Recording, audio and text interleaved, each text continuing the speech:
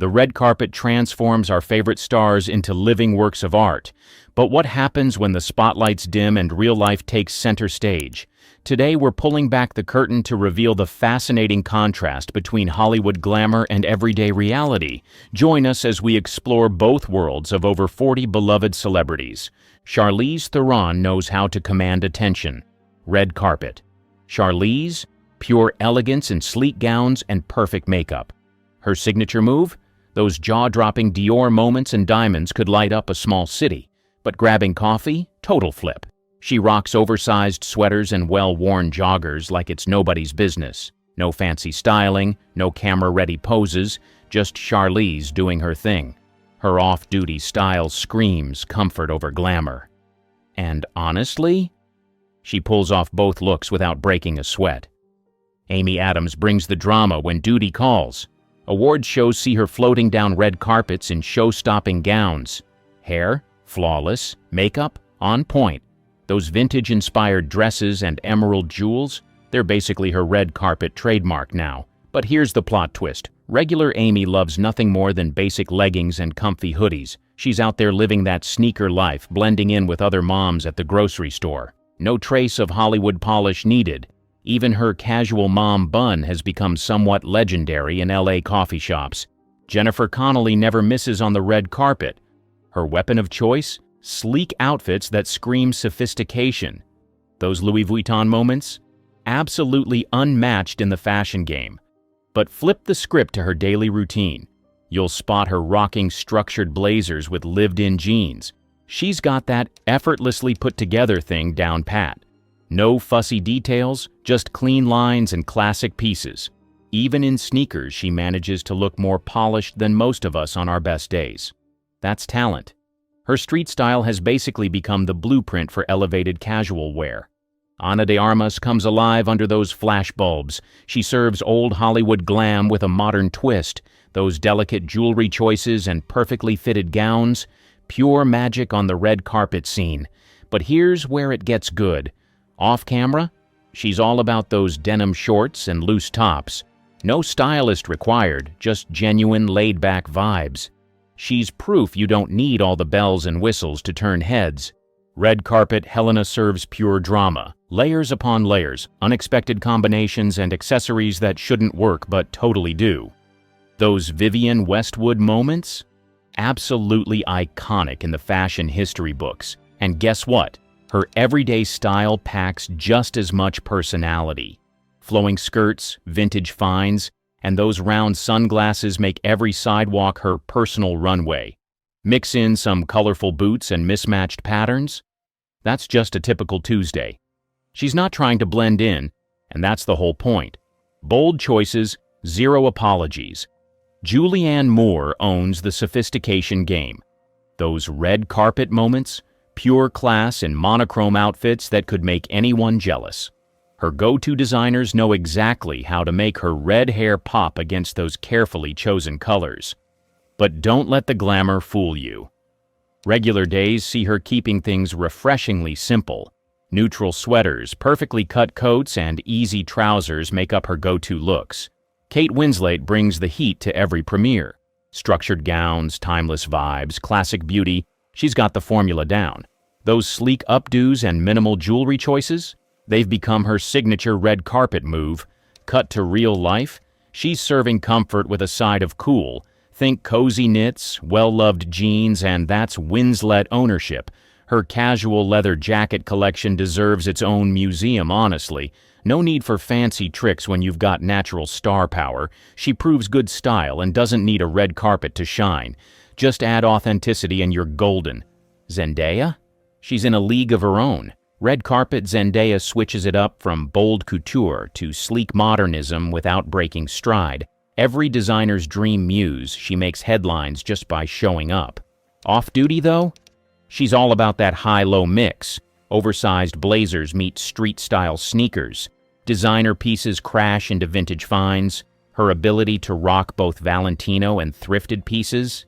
Unmatched. Rachel McAdams brings warmth to every event. Those red carpet moments, pure romance in feminine cuts and soft glam that just works. Her secret weapon? Those perfectly timed pops of color and vintage-inspired silhouettes that never miss. But here's the real deal. Off-duty Rachel keeps it super chill. She's out there rocking comfy sweaters and lived-in jeans like a pro. Those no-makeup coffee runs are basically a masterclass in natural beauty. Jennifer Lawrence knows how to work those premiere vibes. Glam gowns, sleek hair, makeup that hits all the right notes. Her Dior moments have become legendary, serving up that perfect mix of classic and fresh. But catch her on a regular Tuesday? Total mood shift. She's all about those relaxed jeans and cozy sweater combos. Add in some messy buns and shades, pure gold. Zero pretense, maximum comfort. Emma Watson serves brains and beauty in equal measure. Red carpet? Emma? Think polished perfection in structured gowns that mean business. Those sustainable fashion choices and ethical brands? They're basically her trademark now. Off-duty style tells a different story. Scholarly vibes meet cool girl ease, tailored coats, simple blouses, smart accessories. Her capsule wardrobe game deserves its own TED Talk. She's not chasing trends. She's setting her own pace. In jeans or couture, that confident edge never fades. Smart never looked so good. Zoe Saldana brings the heat every single time. Awards show Zoe, pure fire in sleek fits that show she came to slay. Those architectural gowns and bold jewelry choices, they deserve their own Instagram account. But real-life Zoe keeps it breezy with flowy dresses and perfectly worn-in jeans. Her street style has become the blueprint for busy moms everywhere. Minimal makeup, maximum impact, that's her formula. Mila Kunis brings that classic glam when duty calls. Red carpet moments? She's all about those sleek dresses and killer makeup looks. Her smoky eyes and perfectly styled waves? They've become red carpet legend. But regular Mila? Total vibe shift. She's team comfy all the way. Hoodies, broken-in jeans, sneakers that have seen better days. Those paparazzi shots of her grocery store runs? Pure, relatable content. No flashy moves needed. She's out there living her best life without the Hollywood extras. Real is always in style. Rachel Weisz knows her way around a premiere. Those sophisticated gowns and subtle sparkle? Pure magic. Her secret weapon? That timeless elegance that makes every designer's creation look like it was made just for her. Cut to everyday Rachel. She's serving up something totally different. Perfectly worn coats, easy sweaters, that natural glow. Her London street style has become the ultimate guide to elevated basics. Sarah Jessica Parker never plays it safe. Every red carpet is her personal fashion playground. Bold colors, wild textures, accessories for days. Those Met Gala moments, they deserve their own fashion history chapter. But street style SJP, just as iconic. She mixes those boho skirts with layered jackets like nobody's business. Her shoe game alone could fill a museum. Comfort meets cool in the best way possible. She's not following trends, she's creating them. Cara Delevingne brings edge to everything she touches. Award shows get full glam. Sharp suits, statement dresses, makeup that could start a revolution. Those gender-bending fashion moments? Pure fashion gold that's changing the game. Off-duty? Pure rebel vibes. Beanies, oversized everything. Zero filter attitude. Her street style has sparked more trends than most influencers' entire careers. She's writing her own rules and having way more fun than everyone else. Working or chilling, that bold energy never takes a day off. Jenna Ortega owns that gothic glam life. Red carpet Jenna, dark vibes, corset details, makeup that screams main character energy. Those Versace moments and edgy Gucci fits. They're rewriting the young Hollywood-style rulebook. But off-duty, she's still bringing that alt-girl edge.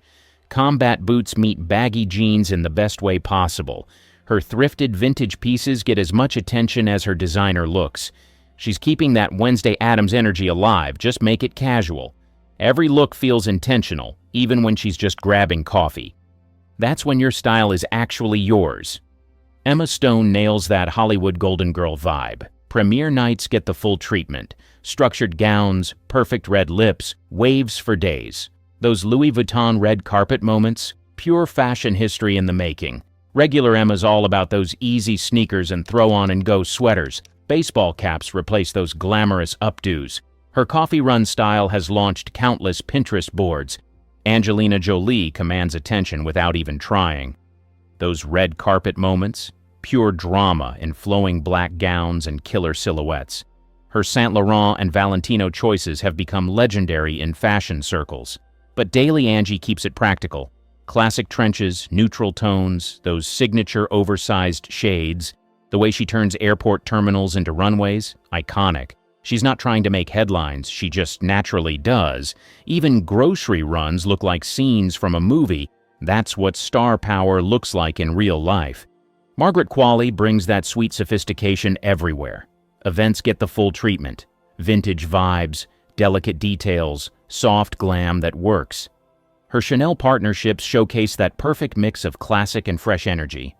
Off-duty Margaret, just as charming in oversized hoodies and easy trousers. Those candid street shots could be straight out of a French fashion magazine. Ballet flats instead of stilettos. That graceful energy shows up whether she's on camera or not. Rebecca Ferguson brings power moves to every premiere.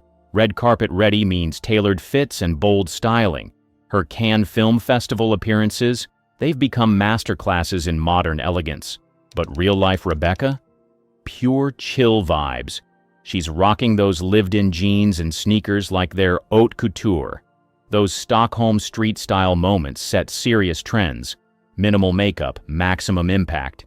She's got that quiet confidence that makes basic look bougie. Some people just know how to work both lanes without breaking a sweat. Maggie Gyllenhaal keeps it artsy 24/7. Award shows get the full treatment. Unconventional cuts, vintage-inspired everything, colors that make you look twice. Her indie spirit shows up in every Proenza Scholar and Chloe Choice. Daily life, still serving looks. Cozy turtlenecks meet wide-leg pants in perfect harmony. New York's fashion crowd takes notes when she hits the streets. Her style just naturally speaks volumes. Even coffee runs feel like art gallery visits. Demi Moore wrote the book on red carpet moments. Classic black dresses, clean lines, timeless beauty that never gets old. Those iconic Zac Posen and Versace moments still get referenced today. Off-duty, Demi tells a different story. Simple tees, comfy cardies, sneakers that actually see sidewalks. Her casual style has influenced more celebs than most realize. No fancy tricks needed when you've got that natural star quality. She proves good style isn't about the price tag, it's about wearing it like you mean it. Margot Robbie switches lanes like a pro. Premiere nights? Pure Hollywood magic and bold gowns and perfect styling. Her Chanel ambassador role has given us some serious fashion history moments, but Beach Day Margot hits different. Flowy sundresses, major sunnies, zero-effort cool that feels so right. That surfer girl meets movie star vibe has launched countless style blogs. No one's trying to serve looks here, they just happen naturally. That Aussie charm never takes a break. Felicity Jones keeps it classy on the red carpet. Structured gowns, soft curls, refined color choices that never miss. Her British fashion influence shows in every perfectly tailored Alexander McQueen moment. But everyday Felicity? Total understated queen. Long coats meet simple dresses in perfect harmony. London street-style photographers know she never disappoints. Those practical flats? They work harder than PR teams during award season. She's proof that true style doesn't need a spotlight to shine. Sometimes the best looks happen on random Tuesday afternoons. Elizabeth Olsen works with that modern minimalist angle. Events get the full treatment. Monochrome magic, sleek lines, high fashion that feels fresh. Her row choices prove good style runs in the family. Regular days see her in those cozy sweaters and killer boots. Oversized coats become her signature move. Fashion blogs can't get enough of her elevated basics game. Nicole Kidman owns the fashion game from every angle. Red carpet Nicole? Pure royalty and couture that belongs in museums. Those Balenciaga and Armani Privé moments have changed the game completely. Her running around town? She keeps it real. Easy denim, simple blouses, ballet flats that actually touch pavement. Her Nashville mom style is just as influential as her red carpet looks. She's not trying to make headlines, they just follow her anyway. Anna Kendrick brings the charm offensive everywhere she goes. Premiere nights get playful elegance. Think fun dresses with personality plus. Off-duty Anna, just as sparkly in basic jeans and comfy sweaters. Those sneakers tell stories of real-life adventures. She's keeping it authentic whether she's promoting films or walking dogs. That energy never takes a day off. Jennifer Garner keeps it real every single day. Red carpet moments get that classic treatment. Elegant gowns with minimal fuss. But regular Jennifer? Pure mom-on-the-go energy. Cozy sweaters, practical sneakers, jeans that actually move. No fancy games needed when you're this authentic. She's out there proving comfort and style aren't enemies. Alicia Vikander brings European flair wherever she goes. Award shows see her in minimalist perfection, clean lines, natural glam, refined vibes only. Daily life? Alicia, still serving looks. Sleek turtlenecks meet relaxed slacks like they were made for each other. She's got that luxury thing down pat. Even random street shots look like fashion campaigns, just part of her DNA. Sydney Sweeney serving looks in every lane. Red carpet, Sydney comes with full glam energy. Daring dresses, bold makeup, hair that won't quit. Off-duty mode, though. Oversized sweaters, cool girl jeans, and sneakers that mean business. She's part of that new wave that switches between full glam and street style like it's nothing. Eva Green brings mystery to everything she touches. Premieres get the full treatment. Moody colors, rich fabrics, vibes that feel like cinema. Off-camera, still enchanting. Dark tones, perfect coats, effortless chic that feels so right. She doesn't need flashy moves to turn heads. Her presence does all the talking. Some people just naturally give main character energy. Scarlett Johansson knows how to work every angle. Red carpet moments bring out the showstopper. Sleek gowns, bold necklines, updos that mean business. But real-life Scarlett? Pure cool girl vibes. Leather jackets meet basic tees like they were always meant to be. Those comfy sneakers tell stories of actual city walks. She's not playing the fame game off-duty. She's just living it. Sometimes the best style is just being yourself. Ariana Grande brings full glam energy to every event. Award shows get the whole package. Dramatic ball gowns, signature ponytail, makeup that could launch 1,000 TikToks. Daily life? Still iconic, just make it cozy. Oversized everything, platform sneakers, Y2K vibes that won't quit. She's got that thing where even grabbing coffee looks like a music video. Anne Hathaway serves princess energy with a modern twist. Premiere nights see her in full fantasy mode. Elegant gowns that belong in fairy tales. On random days, she's just as magical in tailored coats and ballet flats. She's mastered that whole effortlessly polished thing. Working or wandering, that movie star charm never fades. Real queens adjust their crowns in athleisure. Time seems to bend around Kirsten Dunst's wardrobe choices. Those dreamy vintage finds and perfectly worn-in denim tell stories of decades past. Watch her float through award shows in ethereal laces one day, then pop up at local flea markets hunting for that perfect retro sweater the next. Her style's got that old soul charm that makes fashion historians swoon. Even her go-to flats look like they've danced through several eras of Hollywood glamour. Rosamund Pike masters the art of the subtle power move. Every piece in her arsenal speaks in whispers rather than shouts. Those razor-sharp coats, those precisely chosen accessories.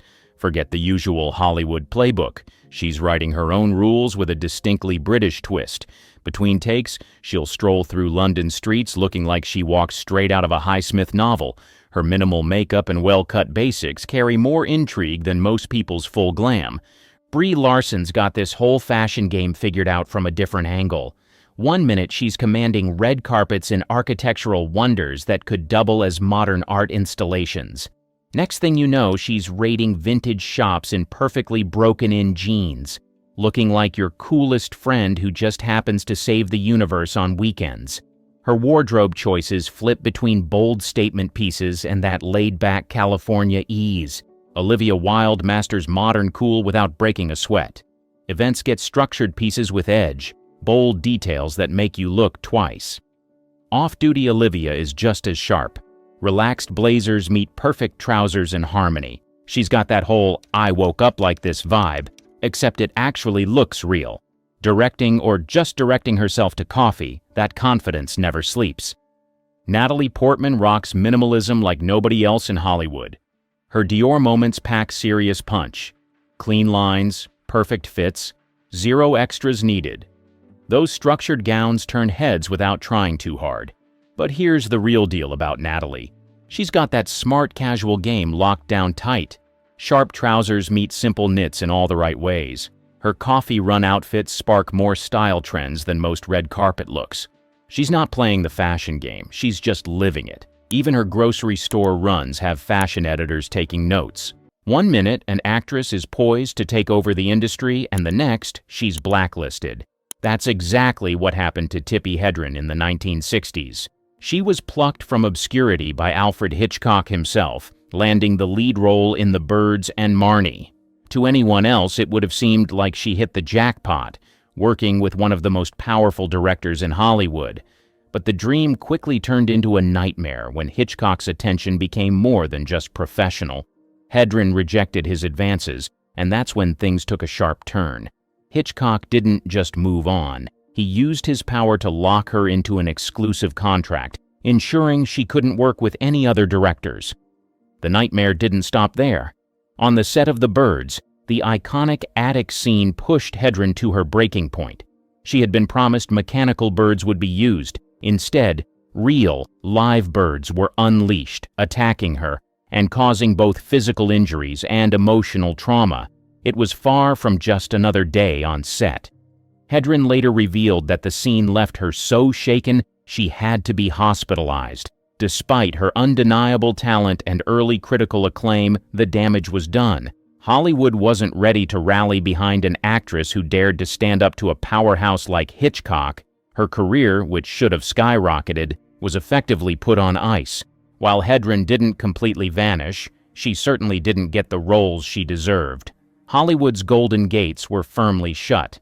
Instead of continuing her rise, she found herself on the outskirts of an industry she once dominated, all because she stood her ground, facing the full weight of Hitchcock's influence. The roles dried up and her career never returned to its initial trajectory, no matter how much talent she showed. While Hedin was redefining her path, decades later, another actress faced her own set of challenges. Kim Basinger was the epitome of 90s Hollywood royalty. After sultry performances in Batman and 9.5 Weeks, she quickly became the talk of Tinseltown. Her allure was undeniable, combining striking looks with serious acting talent. She solidified her position by becoming a Bond girl in Never Say Never Again, a move that further cemented her A-list status. But in 1993, her career hit a major bump. Basinger made the fateful decision to back out of the film Boxing Helena. The fallout was swift. Producers sued her for breach of contract, and the courts awarded them a whopping $9 million judgment. It was more than just a financial hit. It painted her as unreliable in the eyes of the industry. The lawsuit wasn't the only problem. The public nature of the trial turned her into a Hollywood liability. Studios grew hesitant to cast her, fearing she might walk away from future projects too. Even after she won an Oscar for L.A. Confidential, it wasn't enough to fully restore her reputation. Her career, once shining bright, began to lose its luster. Behind the scenes, Basinger's personal struggles made things even more complicated. She dealt with severe anxiety and agoraphobia, conditions that affected both her ability to work and her public image. The pressure of navigating Hollywood under such circumstances only added to her challenges. As her career faltered, her personal life was also making headlines. A high-profile divorce from Alec Baldwin, along with her bankruptcy declaration, only increased the media scrutiny around her. The film industry, always quick to judge, had already shifted its gaze elsewhere, leaving her to navigate a career filled with setbacks and missed opportunities. Shifting focus to another actress who experienced the highs and lows of fame, Winona Ryder was the quintessential it girl of the late 80s and 90s. With breakout roles in films like Heathers and Edward Scissorhands, Ryder became a symbol of quirky charm and depth. She wasn't just popular in indie films, but made her mark in big-budget productions as well. Her success led to Oscar nominations for Little Women and The Age of Innocence, cementing her reputation as one of the most talented actresses of her generation. But just as it seemed like her career could only go up, everything came crashing down in 2001 when she was arrested for shoplifting. Ryder's arrest for stealing over $5,000 worth of designer goods from Saks Fifth Avenue made headlines everywhere. The media frenzy that followed was intense, and the actress, once Hollywood's darling, found herself in a downward spiral. Studios began distancing themselves, and offers for leading roles dried up. It was a shocking fall from grace for someone who had been riding high on critical and commercial success. Her once thriving career was put on hold, and for years Ryder retreated from the limelight, becoming more of a footnote in Hollywood gossip than a star on the rise. Despite the public scandal and the career damage that followed, Ryder eventually made a comeback. She re-emerged with her role in Stranger Things in 2016, reminding everyone why she had been a star in the first place. Though her time out of the spotlight was long, her return proved that her acting skills were as sharp as ever. While Ryder was navigating her public scandal and eventual resurgence, another actress was quietly facing her own career challenges. Mira Sorvino, who wowed Hollywood with her Oscar-winning role in Mighty Aphrodite, seemed to be on a path to long-term stardom. In the late 90s, she was everywhere, starring in hits like Romy and Michelle's High School Reunion and The Replacement Killers. With charm, talent, and critical praise, Sorvino appeared unstoppable, but behind the scenes, things were falling apart. Years later, it came to light that Harvey Weinstein had blacklisted Sorvino. Why? Because she had rejected his advances. Directors like Peter Jackson even admitted Weinstein discouraged them from casting her. This news shocked many, revealing how her career was quietly derailed. Despite her talent and early success, Weinstein's influence blocked her from many opportunities. Sorvino's career, which should have kept rising, was suddenly stuck. She was a victim of Hollywood's darker side, where power and influence determined success more than talent. As Sorvino quietly fought to keep her career afloat, Jennifer Grey was dealing with her own unexpected downfall in Hollywood. Known and loved for her role as Baby in Dirty Dancing, Grey seemed destined for long-term stardom after the film's huge success. Her charisma and chemistry with co-star Patrick Swayze made her an overnight sensation. But just when it looked like she was on top, her career took a surprising turn. A personal decision changed her image and her career forever. Not long after her rise to fame, Grey decided to get a nose job. It wasn't uncommon in Hollywood, but for Grey, the result wasn't what she had hoped for. The surgery changed her appearance so much that she became almost unrecognizable. The unique features that made her stand out were suddenly gone. This shift had a huge impact on her career. Hollywood, which values distinctiveness, didn't seem to know how to place her anymore. As Grey herself said, she went into the operating room a celebrity and came out anonymous. Even though Grey continued to work in TV and smaller film roles, she never regained the same level of fame. Her career didn't hit the heights expected after Dirty Dancing. Years later, she found a moment of renewed fame by winning Dancing with the Stars in 2010, which briefly brought her back into the public eye. But while this win captured fans' attention, her Hollywood career never quite returned to its former glory.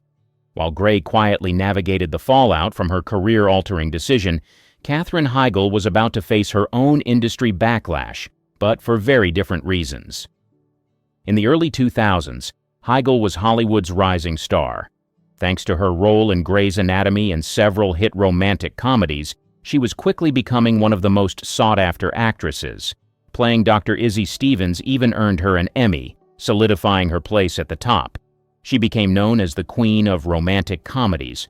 But Heigl's career took a sharp turn when she publicly criticized some of her own projects. Heigl famously called Knocked Up sexist and withdrew from Emmy consideration, claiming the material didn't deserve it.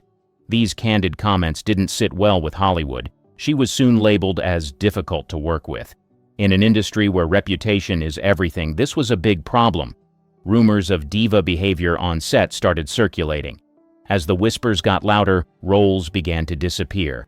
Her once bright star started to dim, and she quickly went from being a Hollywood darling to a risky choice for casting directors. Despite the backlash, Heigl didn't fade into the background. She turned her attention to producing, taking control of her projects. She also returned to TV with roles in shows like Suits and Firefly Lane.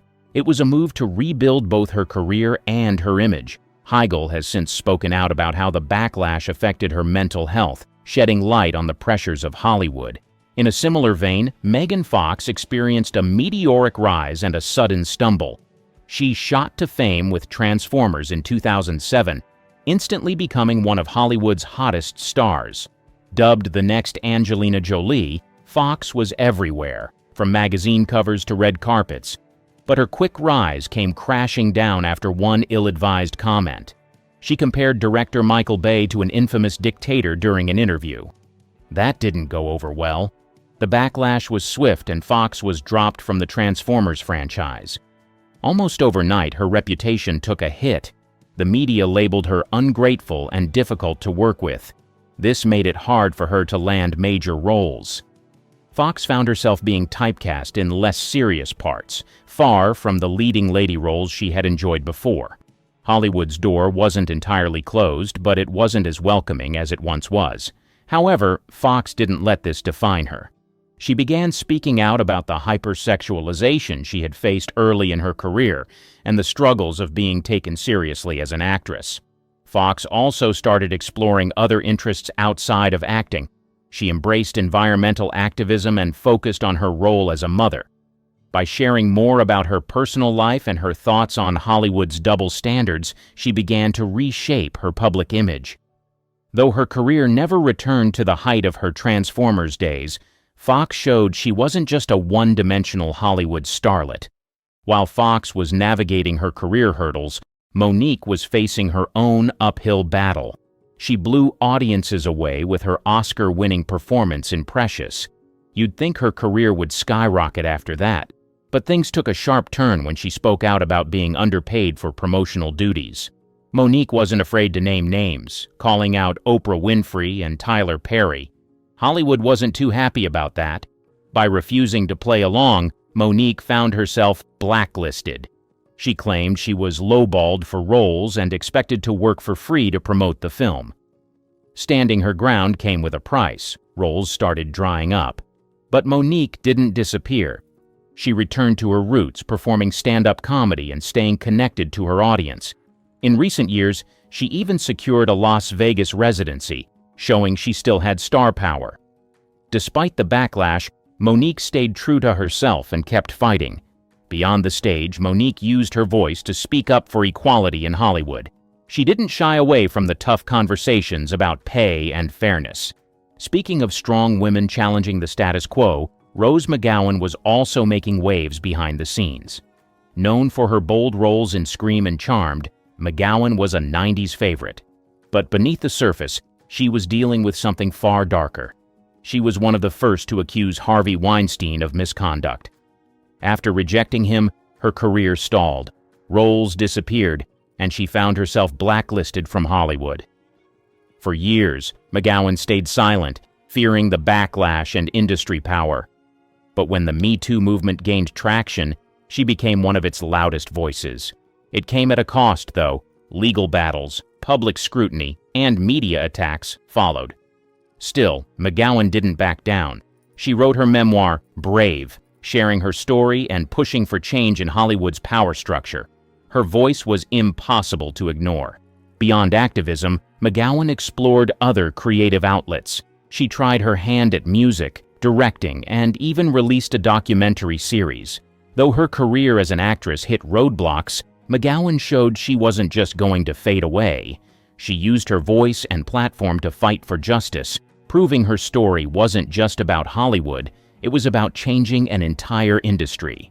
Similarly, Annabella Sciorra, famed for her role in The Sopranos, faced her own battles. In the 90s, Sciorra's career was on the rise. Her standout performances in Jungle Fever and The Hand That Rocks the Cradle made her a star to watch. But everything changed when she accused Harvey Weinstein of misconduct. Once she spoke out, the industry quickly turned its back on her. Sciorra saw her offers disappear, and her promising career came to a halt.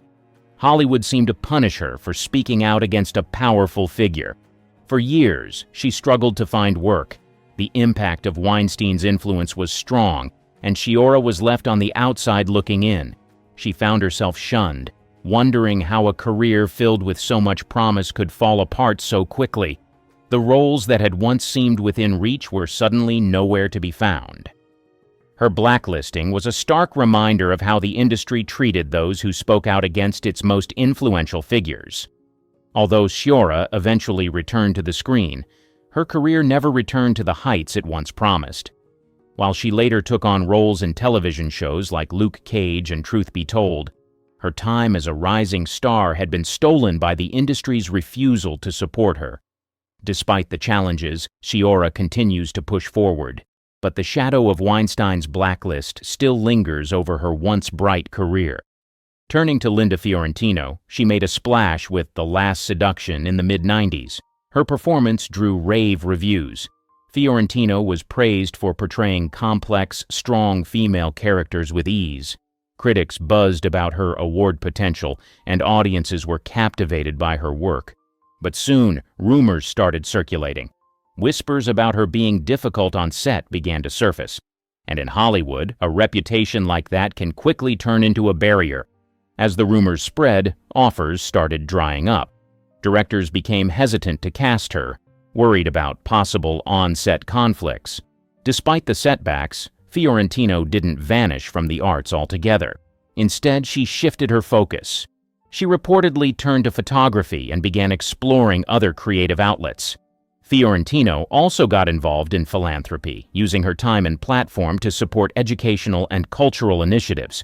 Transitioning from career challenges to personal tragedies, Brittany Murphy charmed audiences in Clueless, Girl Interrupted, and 8 Mile. She had an infectious energy that lit up the screen, and her versatility in both comedic and dramatic roles made her a fan favorite.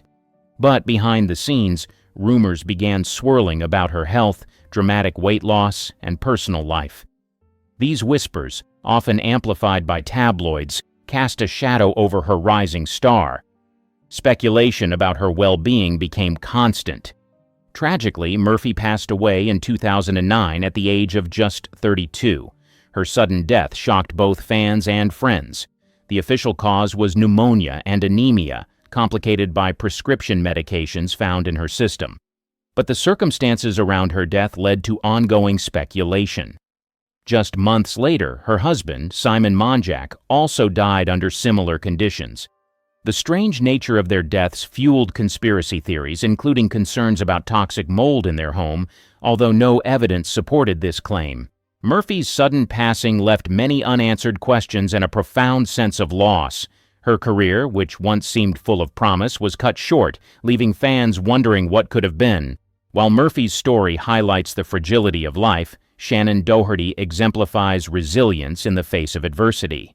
A 90s icon known for Beverly Hills, 90210, and Charmed, Doherty had the talent and charisma that made her a household name. But her career wasn't without controversy. Reports of on-set feuds and difficult behavior followed her closely, leading to her being written off both shows. Despite continuing to work, she struggled to recapture the same level of fame she had in her prime. In 2015, Doherty was diagnosed with breast cancer, and later revealed it had advanced to stage 4. Instead of stepping back from the public eye, she chose to share her journey with openness and honesty. Her battle resonated with many as she became an advocate for cancer awareness. Doherty's candidness about her experience helped shift the conversation around the illness, bringing more visibility to the fight against cancer. In 2019, she returned to her roots, joining the reboot of BH 90210, reconnecting with her longtime fans. While her career shifted away from the spotlight, Doherty remained active in charity work, focusing on cancer awareness and support. Moving from seasoned actresses to those who started young, Amanda Bynes was the queen of teen comedy in the early 2000s. With shows like The Amanda Show and movies like She's the Man, Bynes was a Hollywood favorite. Her comedic timing and relatable charm made her a star, but things quickly took a turn. Erratic behavior, legal troubles, and mental health struggles became the new headlines. Suddenly, her past accomplishments were overshadowed by personal issues. Bynes eventually stepped away from acting to focus on herself. She enrolled in fashion school, shifting her attention to a new passion. In 2014, she was placed under a conservatorship due to ongoing mental health challenges. In recent years, Bynes has shown signs of recovery. She even expressed interest in making a return to acting, sharing her struggles openly in interviews. Similarly, navigating the challenges of early fame, Tara Reid was the life of the party in American Pie and The Big Lebowski. She became a fixture in teen comedies and cult classics. But soon, her off-screen antics began to overshadow her work. Public partying, run-ins with paparazzi, and botched plastic surgeries landed her in the tabloids. For many, it became hard to see past the headlines and focus on her acting. Reid has been proactive in trying to revitalize her career. She took part in reality TV shows and took on a variety of roles. One of her biggest comebacks came with the Sharknado series, which gained a cult following. Reid has been open about her past mistakes, showing a willingness to learn and adapt. She's also been vocal about the pressures Hollywood's beauty standards placed on her, advocating for self-acceptance. Lastly, Misha Barton stole hearts on the OC as Marissa Cooper. Her performance made her an overnight sensation, with both fans and critics falling for her. Barton became the face of early 2000s teen drama, and the future looked bright for her career. But when she left the show, things started to unravel fast. Her promising trajectory was derailed by personal issues that began dominating the headlines. In 2007, Barton was arrested for a DUI, and her struggles with legal problems and health soon overshadowed her acting. Barton's erratic behavior and highly publicized breakdown, which led to her hospitalization, turned her into tabloid fodder. Hollywood, which once praised her, began to distance itself. The young star found herself dealing with more media attention about her personal life than her professional achievements. Her once promising acting career stalled as she became associated more with controversy than her talents. Roles became scarce, and her struggles with depression and anxiety only fueled more negative attention. Despite efforts to return to the spotlight, Barton never fully regained the momentum she had during her The OC days. Hollywood had moved on, and her career was left in the shadows of the very public and personal battles she faced.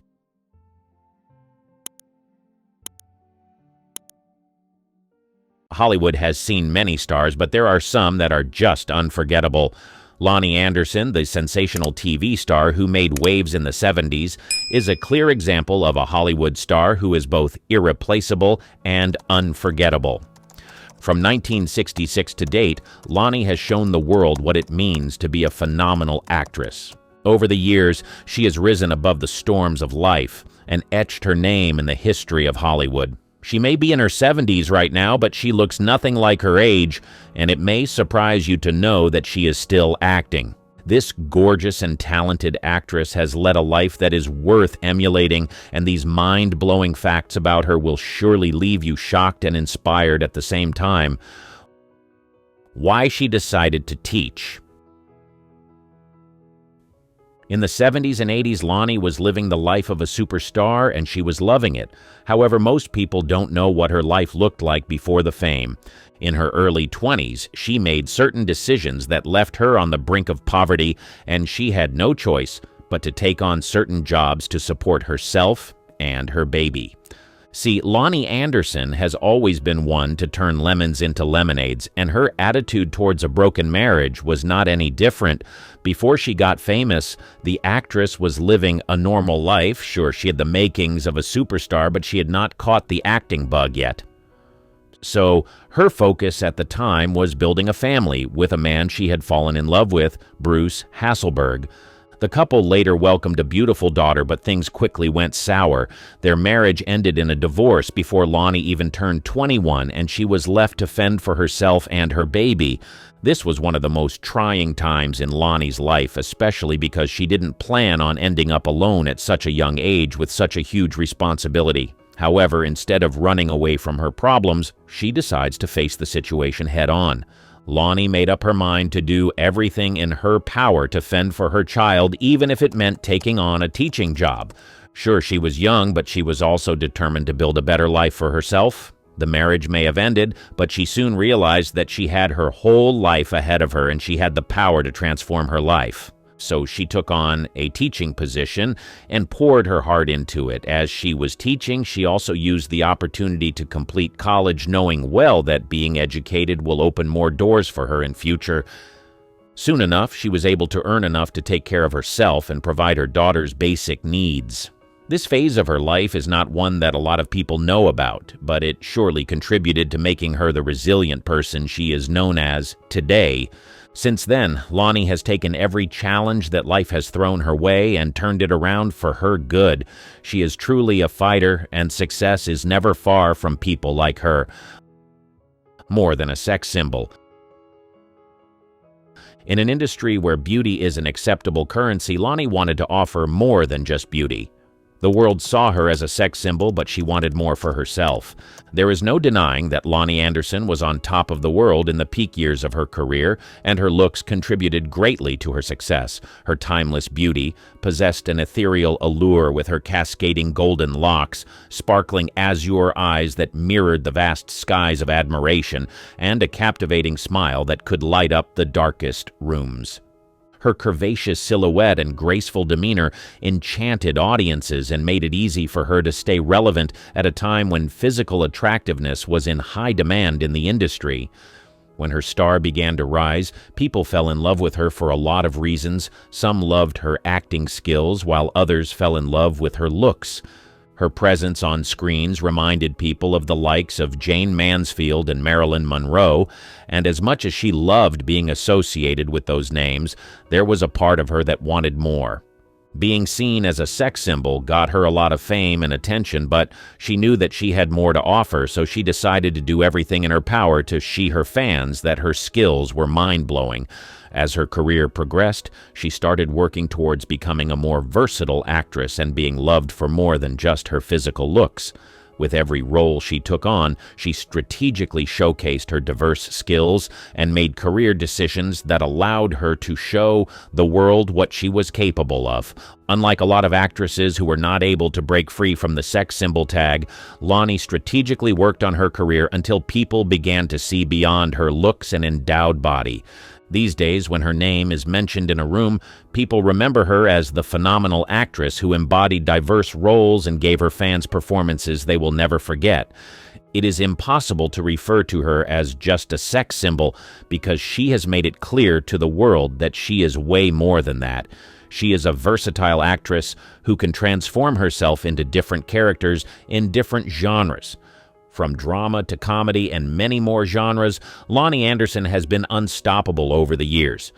You would agree that it takes a certain level of stubbornness and persistence for a celebrity to change the image that people have of them. Lonnie Anderson stopped at nothing till she became the actress that she dreamed of becoming, and her tenacity inspires several women till date. Bold advocate. When she came into the industry, it wasn't just about the glitz and glam for her. She had her eyes set on more. She wasn't just here to be a famous actress. She wanted to be a trailblazer, a force to be reckoned with in the industry. One look at Lonnie Anderson's career exploits, and one can tell that the actress has always been determined to empower women and speak up when she felt like women were treated unfairly. She was not just your average Hollywood starlet, but a fierce advocate for equal opportunities and a champion for women everywhere. From the pinnacle of her career to the present day, she's been on a relentless mission to support and uplift her fellow women. It's like she took a superhero oath to fight for equality, and boy, did she deliver. There is no denying that unequal pay has been the thorn in the side of the entertainment industry for ages. But when Lonnie Anderson strolled in, she wasn't having any of it. She rolled up her sleeves, fixed her gaze on the inequality bullseye, and declared war. Lonnie became a trailblazer in demanding equal pay, making waves as one of the first female celebs to throw down the gauntlet on WKRP in Cincinnati. In a world where the pay gap was as wide as the Grand Canyon, Lonnie stood tall and said, "Enough is enough." But she didn't just stop at demanding equal pay. She became a beacon of empowerment for women everywhere. Her actions echoed louder than any script she ever delivered.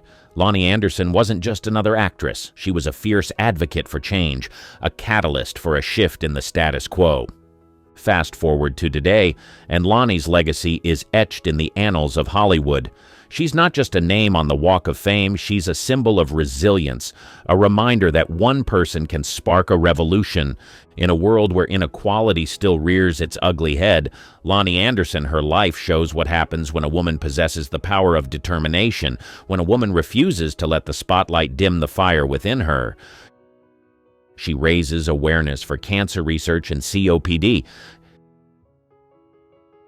If there is someone who believes that her voice makes a difference, it's Lonnie Anderson. Over the years, the actress has spoken boldly and supported causes that matter to her regardless of what people have said. Clearly, there's so much more to this lady than meets the eye. Not many people know this about the actress, but Lonnie, the powerhouse herself, boldly stepped into the ring against breast cancer, and she beat it. Yep, she didn't just beat it, she gave it a knockout punch. But instead of just sipping margaritas by the beach after her victory, she decided to dive headfirst into the world of advocacy. This incredible woman raised her voice like a rock star for cancer research. She became a beacon of hope, shining a light on the importance of awareness. And let's not forget the cold, hard cash needed to fund the research that can save lives. She selflessly donated to this cause. She would have easily used the money to acquire luxurious items for herself, just like a lot of celebrities do. But she decided that it was better to put her funds into a project that would better the lives of others and help people that have cancer. Knowing that she was contributing to cancer research gave her a sense of fulfillment and purpose. Interestingly, Lonnie Anderson didn't stop at just one fight.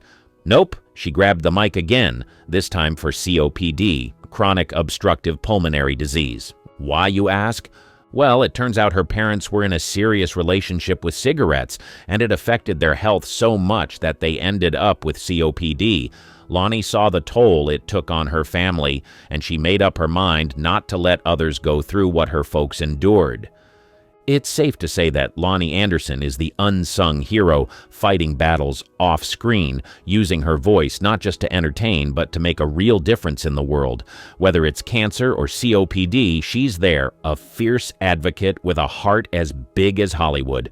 She's proving that a glamorous Hollywood life can come with a side of meaningful impact. Resilient through the storms. Now, we've all heard tales of celebrities who crumble under the weight of fame, but not Lonnie. She's got a determination and perseverance that could give anyone in the entertainment industry a run for their money. The road she's traveled has been anything but smooth, marked by challenges and a fair share of highly publicized, tumultuous relationships that had the tabloids working overtime. One of the most challenging phases of her life was her high-profile marriage to Reynolds in 1988. It started off like a Hollywood fairy tale, blissful moments, an adopted son named Quentin, but the script quickly flipped. The fairy tale turned into a roller coaster hurtling towards a nasty divorce in 1993 that left both stars with their reputations hanging by a thread. And you know what the beautiful thing is? Despite the relentless scrutiny and public fallout, Lonnie Anderson didn't crumble. Nope, not her. She found a way to rise above it all, navigating through the stormy seas of tabloid chaos with an admirable grace. Imagine the headlines, the whispers, the judgment. It's enough to shake anyone to their core, but not Lonnie. She stood tall, weathering the storms of tumultuous marriages and personal problems with a resilience that's truly awe-inspiring. Her career may have faced some turbulence along the way, but she emerged from the chaos with her spirit unbroken. She is like an unsinkable ship sailing through the unpredictable waters of fame. Through marriages that made headlines and personal struggles that would make anyone falter, she not only endured, but triumphed. In a town where the spotlight can burn, Lonnie's resilience shines like a beacon, proving that sometimes the most beautiful stars are the ones that withstand the toughest storms. This Hollywood legend has shown us the true meaning of grace under pressure. She spread her wings. Many people know Lonnie as an actress, but not many people know that this sensational actress has also worked as a producer. From the very beginning of her career, Lonnie made a conscious effort to stand out. In a town where everyone's vying for the spotlight, she found her own spotlight and shone brilliantly.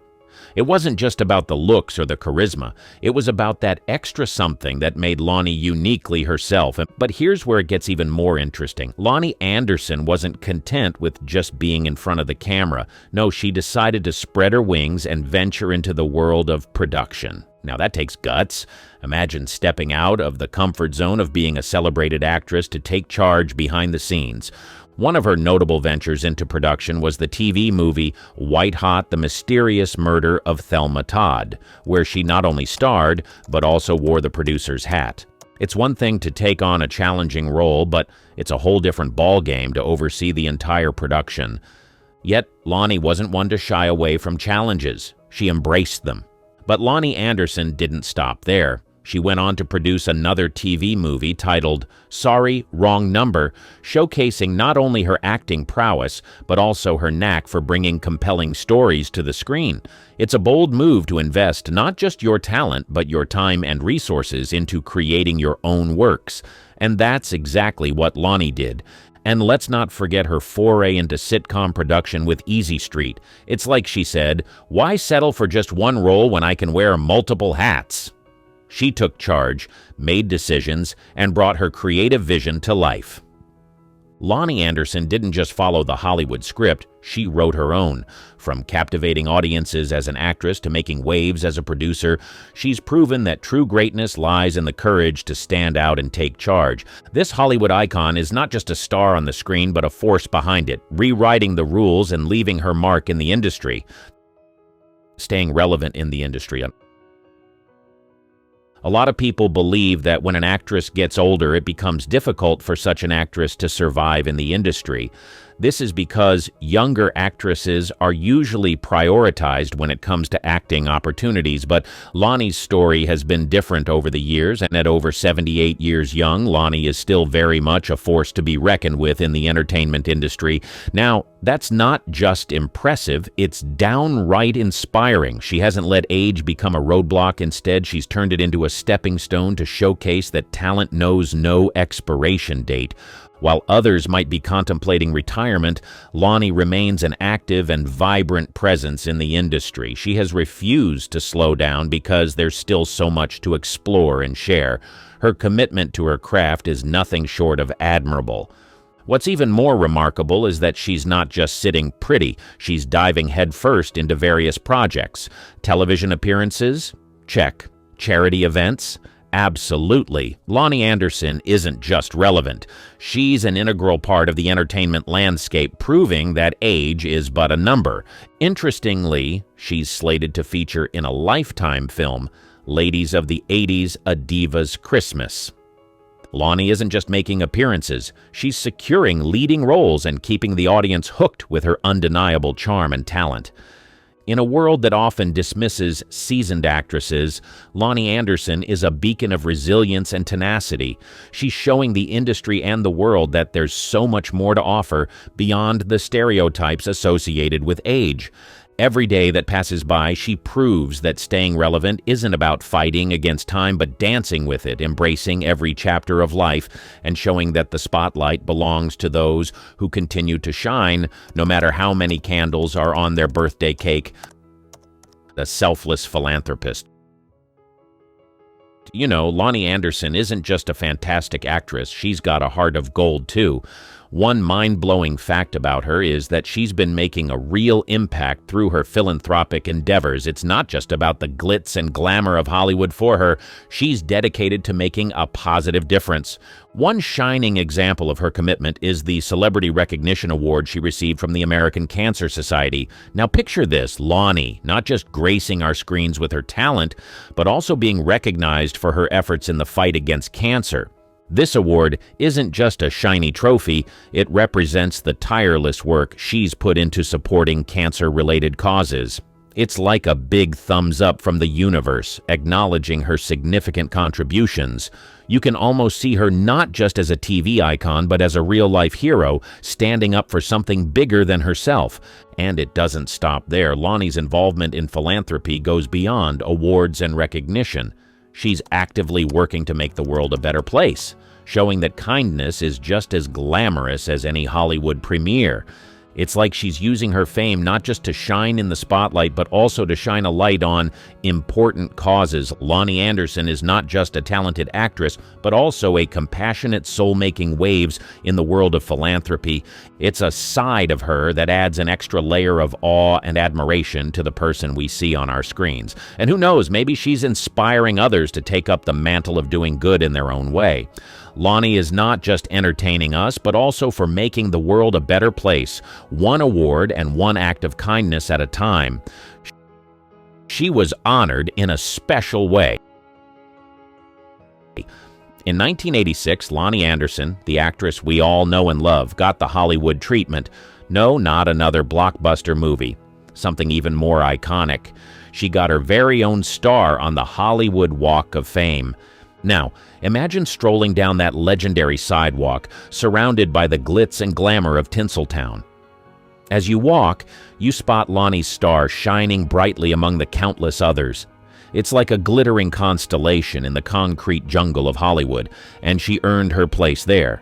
This prestigious honor showed her outstanding contributions to the entertainment industry. It's not just about being a talented actress, it's about leaving an indelible mark that stands the test of time. And Lonnie did just that. So that star isn't just a piece of sidewalk bling, it's a symbol of a career that's captured our hearts and stood out in the vast landscape of showbiz. It's like a permanent applause for all those unforgettable moments she shared with us on screen. Getting a star on the Hollywood Walk of Fame is like etching your name in the history of Hollywood, and Lonnie Anderson did it in style. Her career has spanned for over 7 decades. Imagine the entertainment industry as a glamorous, high-stakes arena where dreams are chased and hearts are broken. Many aspire to enter, but only a few make it through the audition room, and even fewer manage to stay relevant for decades. Lonnie Anderson? Well, she's one of those few who not only entered the scene, but left a remarkable legacy, carving a path that's lasted over 7 decades. To survive and thrive in the entertainment industry is like navigating a roller coaster of highs and lows, and Lonnie's career is the embodiment of this wild ride. It's not just about talent, it's about the tenacity to weather the storms, the patience to endure the slow climbs, and the courage to keep pushing forward when the spotlight seems a distant dream. Think about it, she didn't just burst onto the scene and disappear after a brief moment of fame. Nope. When the going got tough, Lonnie kept on pushing. Whether it was the early days when her career was taking baby steps or the pinnacle of her fame, she demonstrated an unparalleled determination to not just survive but thrive. And here's the beauty of it, she didn't just rest on her laurels once she hit the big time.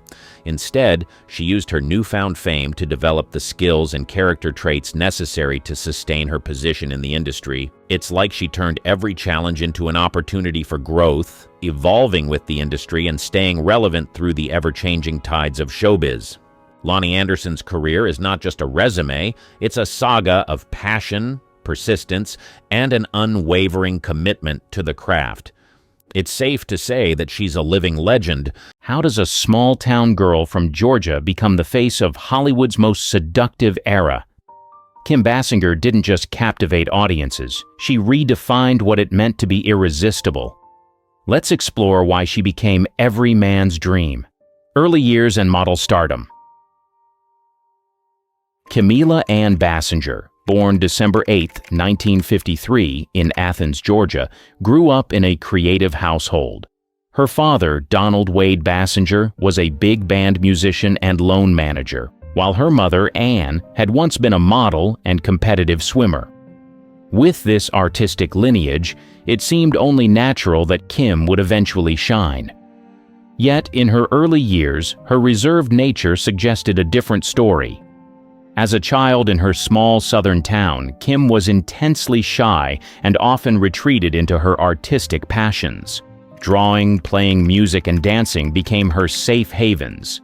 Ballet, in particular, captured her heart. For a while, she even dreamed of becoming a professional dancer. These creative outlets gave her a way to navigate her insecurities, especially as her striking looks began to draw attention in her teens. At 17, Kim's life shifted when she won the Junior Miss pageant in her hometown. This wasn't just a crown and sash moment, it opened doors. The win introduced her to the modeling world, where her tall, statuesque figure and natural grace stood out. But Kim wasn't content with simply being labeled a beauty queen. Her ambitions were bigger. After high school, she briefly enrolled at the University of Georgia, but academic life felt uninspiring. Her mother, with her own modeling background, encouraged Kim to aim higher. Taking that advice, Kim packed her bags and moved to New York City. She signed with Ford Modeling Agency, a top-tier agency, and began her climb toward stardom. In the 1970s, Kim's face became a fixture in magazines and advertising campaigns. She was a natural, quickly becoming a standout in the cutthroat modeling industry. Still, she never saw modeling as her end game. It gave her confidence but wasn't her passion. Hollywood soon noticed. Her growing fame caught the eye of talent scouts, setting her on a course that would lead to acting stardom. Even before her headline-grabbing Playboy feature in 1983, Kim was already making waves. Modeling had given her a platform. Hollywood would let her soar, from runway to reel. Kim's modeling career eventually brought her to Los Angeles, where she aimed to break into acting. Balancing auditions with her modeling gigs, she worked tirelessly to make the transition. By the late 1970s, her persistence began to pay off. She snagged guest spots on popular TV shows, proving she wasn't just a pretty face. She was determined to succeed. One of her first roles came in Gemini Man, 1976, a short-lived sci-fi series. While the show didn't last, it gave Kim valuable on-camera experience. This led to appearances on other iconic series like Charlie's Angels and Macmillan and Wife. Though her parts were small, they gave her room to explore different characters and genres. Kim wasn't coasting on her looks. She was building her resume and learning the ropes. In 1977, Kim got her first major break with a recurring role in Dog and Cat. The gritty cop drama paired her with Lou Antonio and cast her as Officer J.Z. Kane, a tough yet relatable character. The show only lasted 6 episodes, but it marked a turning point. Critics started noticing her ability to balance strength and vulnerability on screen. For Kim, it was proof that she could hold her own as an actor, not just a model trying to act. Determined to grow, Kim enrolled in acting classes. She knew raw talent wasn't enough, and approached the craft with discipline and focus. While juggling small roles and auditions, she dedicated herself to developing the skills she'd need to succeed in Hollywood. By the end of the decade, her efforts were paying off. Industry insiders began to see her as more than a model dabbling in acting. Her versatility and charisma caught attention, and she started gaining traction. Each role, no matter how small, added to her momentum. Stepping into stardom. Kim's big screen journey kicked off with Hard Country, 1981. She played Jody, a small-town woman longing for more than her blue-collar life could offer.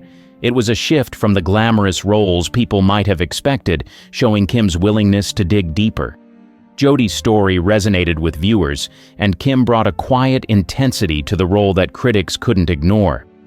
The film didn't rake in massive box office numbers, but it gave Kim something more valuable: credibility. Critics praised her performance for its mix of vulnerability and grit. This wasn't just another acting credit, it was a declaration. Kim wasn't just there to look pretty, she was there to act. Her portrayal hinted at a depth that set her apart from Hollywood's fresh faces. Next came Mother Lode, 1982, an adventure flick with Charlton Heston. Kim played Andrea Spaulding, a gutsy woman tangled in a dangerous gold hunt. The rugged Canadian wilderness provided the backdrop, but Kim's determination was the real standout. While the film didn't win over mainstream audiences, it was a crucial step in Kim's journey. Sharing the screen with Heston was no small feat, and she held her own, proving she could thrive in demanding roles. By now, casting directors were noticing. Kim had a knack for making her characters relatable. Jodie's quiet ambitions and Andrea's toughness weren't just lines in a script, they felt real. Kim was carving a space as an actress who brought authenticity to her roles, not just glamour. The early 1980s became a training ground for Kim. Each project added to her momentum. She wasn't chasing instant fame, she was building something lasting. The combination of her on-screen presence and willingness to tackle challenging parts set her apart. These early roles weren't blockbusters, but they were stepping stones. Kim was establishing herself as more than just a model with acting aspirations. She was becoming a force to be reckoned with. It was only a matter of time before Hollywood took notice in a big way. A bonded breakthrough. Kim's career hit a major milestone in 1983 with Never Say Never Again. This wasn't just another James Bond movie. It was Sean Connery's return to the franchise after more than a decade. For Kim, the high-profile project was the perfect stage to showcase her talent to the world. In the film, Kim played Domino Petacci, a character caught in a web of intrigue and betrayal. Domino wasn't your typical Bond girl. She had layers. Resilient, intelligent, and emotionally driven, she stood out in a franchise often defined by surface-level portrayals of women. Kim brought the character to life with a mix of elegance and depth, proving she was more than just a pretty face. Sharing the screen with Connery was no easy feat. As one of cinema's most iconic Bonds, his presence was larger than life. Yet Kim matched his energy, creating undeniable chemistry that elevated their on-screen dynamic. Their scenes weren't just about glamour and action, they carried tension, emotion, and weight. Critics took notice, praising Kim for her ability to hold her own opposite such a towering figure. The film became a commercial hit, raking in over $160 million worldwide. For Kim, this wasn't just another role, it was a game changer.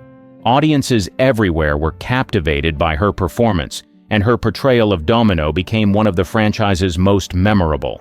She wasn't just a Bond girl, she was the Bond woman of her era. This success marked a turning point in Kim's career. She was no longer just a model-turned-actress or a rising star with potential.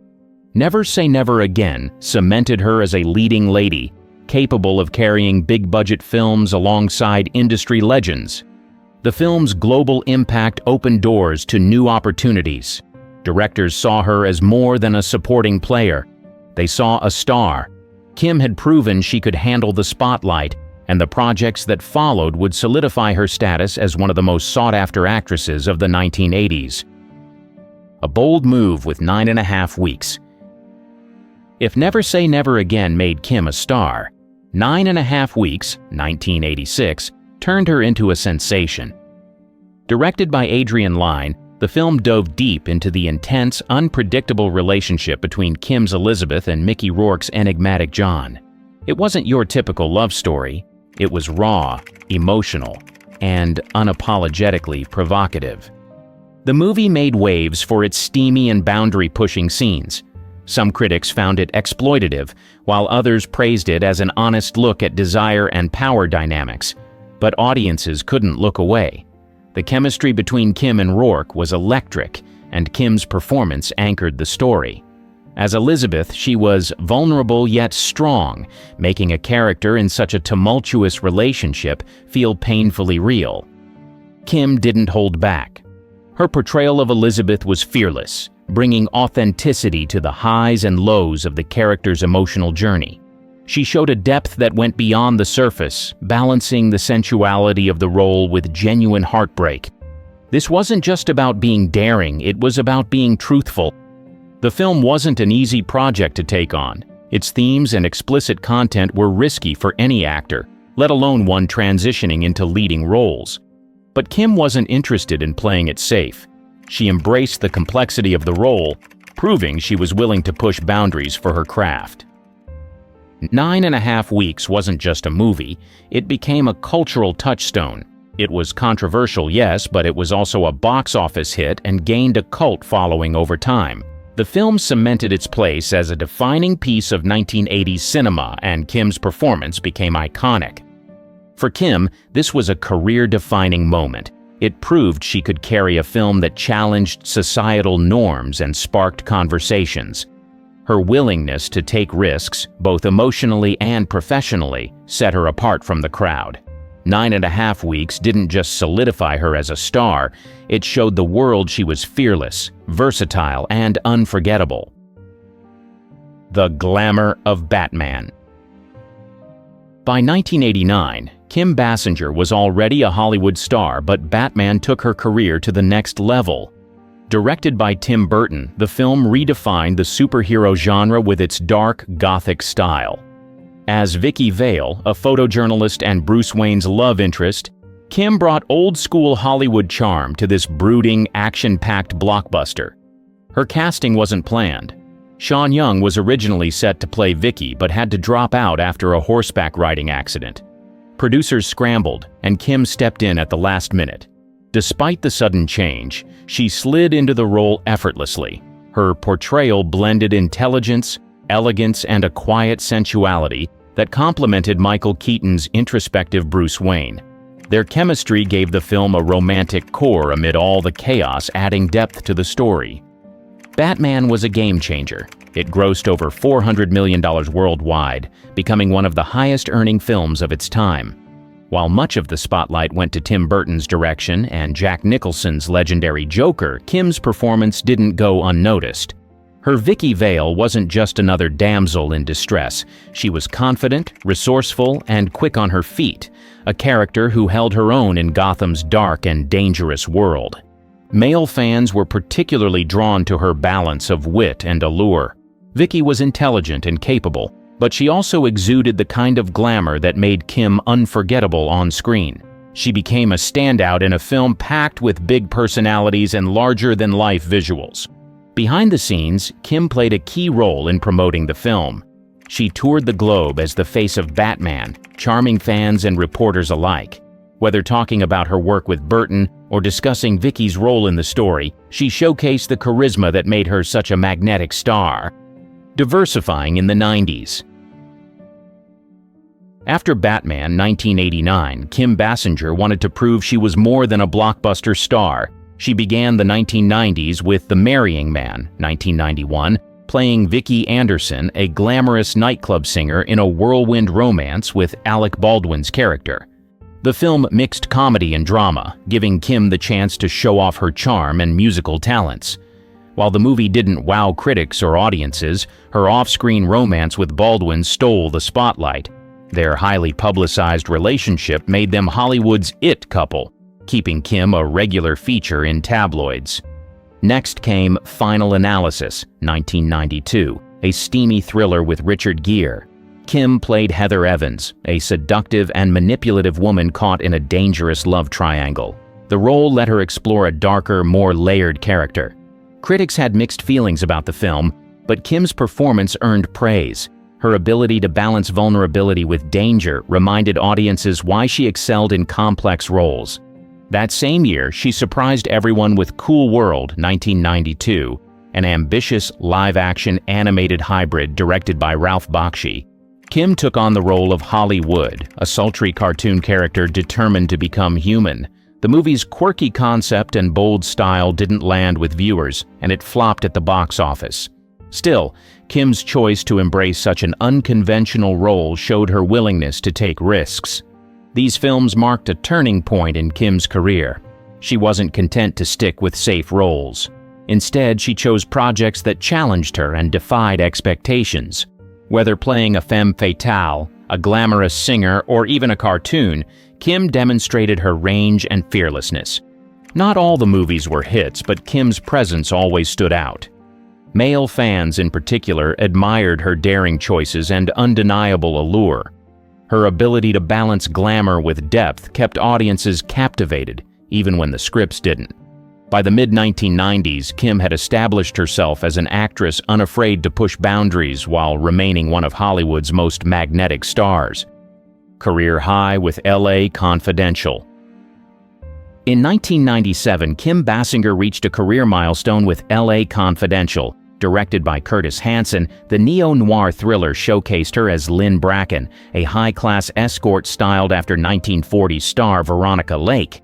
The role required a mix of vulnerability, resilience, and quiet strength, and Kim delivered a performance that cemented her place in Hollywood history.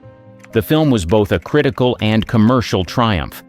Widely regarded as one of the best neo-noir films ever made, it earned 9 Academy Award nominations. Kim's portrayal of Lynn earned her the Oscar for Best Supporting Actress. This win wasn't just a career milestone, it silenced critics who had underestimated her talent. The award validated her as a serious actress and placed her among the elite performers of her time. Kim's take on Lynn Bracken was a masterclass in subtlety. Beneath Lynn's polished, glamorous exterior lay a woman hardened by her circumstances, but still longing for connection. Kim brought depth to the role, balancing Lynn's sophistication with an undercurrent of emotional pain. Her performance was understated yet powerful, drawing audiences into every moment. Her chemistry with co-stars Russell Crowe and Guy Pearce elevated the story. In her scenes with Crowe, who played the rough but tender detective Bud White, Kim added a layer of warmth that made their romance believable. Her interactions with Pearce, playing the ambitious detective Ed Exley, highlighted the film's exploration of ambition and corruption. LA Confidential wasn't just a hit, it transformed Kim's career. Audiences and industry insiders began to see her as more than a glamorous star. She was now recognized as a performer with the ability to tackle complex roles with depth and authenticity. For male fans, this new phase of her career only added to her appeal. She combined classic Hollywood beauty with the gravitas of a seasoned actress, proving she could command both the screen and the respect of her peers. LA Confidential marked Kim's evolution into a powerhouse performer, redefining her legacy and securing her place in Hollywood's pantheon. Challenges and resilience. The late 1990s weren't all red carpets and accolades for Kim Basinger. Despite her professional success, this period brought some heavy personal and financial challenges. One of the most publicized setbacks was her legal battle with Mainline Pictures over Boxing Helena, 1993. Kim had agreed to star in the controversial film, but later backed out, citing creative differences. The studio sued for breach of contract and won, with the court awarding over $8 million in damages. The verdict was a blow, forcing Kim to file for bankruptcy in 1993, a humbling moment in an otherwise glamorous career. Her financial troubles weren't her only stress. Kim's high-profile marriage to Alec Baldwin, starting in 1993, became tabloid gold. The couple's passionate but often volatile relationship kept them in the headlines. Their clashes and public spats painted a picture of a union under strain. Despite efforts to make it work, the marriage ended in divorce in 2002, capping nearly a decade of turbulence. Amid all this, Kim made a deliberate choice to step back from the spotlight. She focused on her daughter, Ireland, born in 1995. Motherhood became her priority, and Kim embraced a quieter life away from Hollywood's relentless demands. This decision gave her time to regroup and reflect, even if it meant fewer film roles. While her on-screen presence diminished, Kim's ability to weather these challenges earned her respect. Fans admired her resilience and saw her as more relatable than ever. She wasn't just a star anymore. She was a woman navigating the ups and downs of life with strength and grace. For male fans, Kim's allure only deepened during this time. Her poise amid adversity and her devotion to her family made her even more captivating. She became a symbol of perseverance, proving that even Hollywood icons have their struggles and their comebacks. Impactful return-to-film roles. The 2000s marked Kim Basinger's compelling return to the screen, showcasing her ability to adapt to complex, character-driven roles. In 8 Mile, 2002, she portrayed Stephanie Smith, the emotionally strained mother of Jimmy B. Rabbit Smith Jr., played by Eminem. This gritty drama was a sharp departure from the glamorous roles that had once defined her career. Stephanie was unpolished, grappling with poverty, broken relationships, and personal insecurities. Kim's raw and authentic performance resonated with audiences and critics alike, earning her acclaim for her ability to embody such a vulnerable yet resilient character. Kim's career trajectory in the following years demonstrated her preference for diverse and challenging roles. In The Door in the Floor, 2004, a drama based on John Irving's novel, she starred alongside Jeff Bridges, exploring themes of grief and marital tension. Her nuanced portrayal in this emotionally intense story further highlighted her depth as an actress. In The Nice Guys, 2016, Kim took on the role of Judith Kuttner, a manipulative and enigmatic character tied to a 1970s conspiracy. Despite limited screen time, her commanding presence added sophistication and intrigue to the film's chaotic, darkly comedic narrative. She seamlessly balanced cunning and poise, making a significant impact within the ensemble cast. Kim continued to embrace bold choices in 50 Shades Darker, 2017, playing Elena Lincoln, a key antagonist in the franchise's narrative. Elena's manipulative and morally ambiguous nature required a layered performance, which Kim delivered with precision. Her portrayal injected tension into the story, reminding viewers of her ability to dominate the screen even in ensemble-driven films. She was one of the queens of classic Hollywood and received several awards and nominations during her peak. Known for her incredible talent and ageless beauty and grace, Cybill Shepherd has made quite a name for herself. But behind the dazzling smile and the star-studded career lies a secret, a truth she's kept hidden from the flashing lights of the cameras and the prying eyes of the public. What could a celebrity of her stature possibly want to keep under wraps? The answer lies in a series of events, choices, and moments that paint a picture very different from the one we see on the silver screen. From peak fame to personal battles, Shepherd's story is more than just tabloid fodder. It's a saga that questions the very nature of celebrity privacy. Stay tuned, because what you're about to hear is something Cybill Shepherd doesn't want you to know. She had an affair with a married man. Earlier on in her life, Cybill met a man named Peter Bogdanovich. He was a director, producer, and an asset in the Hollywood industry, but somehow the unlikely couple fell in love and had an affair, even when Peter was married with 2 children. But that's not all. According to a Juicy People article from May 1974, Bogdanovich made quite the exit from his previous life with his wife, Patty Platt, and their 2 kids, all in the name of love for Shepherd. At the time of this cinematic love affair, they were living the high life in a lavish Bel Air mansion, the kind dreams are made of. But let's rewind to the awkward beginnings of this Hollywood romance. How exactly did it start? Well, Bogdanovich, in his recollection, paints a vivid picture of their first encounter. Shepherd was perched on the floor, seeming a bit nonchalant. When the director probed about her activities, she casually dropped the bomb that she was in college and had a soft spot for reading. But here's where it gets interesting. Dostoevsky, the heavyweight of Russian literature, was Shepherd's proclaimed favorite author. Yet when Bogdanovich dug deeper and asked which specific book stole her heart, Shepherd stumbled in her response. Red flags, right? But Bogdanovich, ever the perceptive storyteller, sensed a casually destructive quality about her. Despite the enigmatic aura, Shepherd found her way into his film, and their connection started brewing like a Hollywood plot twist. Despite their apparent bliss, the duo waved off any notions of marriage. When he was asked about their relationship and why he's not deciding to marry Cybill, Bogdanovich, with a dash of dismissiveness, said, "That is a chilling thought. Does she look like Mrs. Bogdanovich?"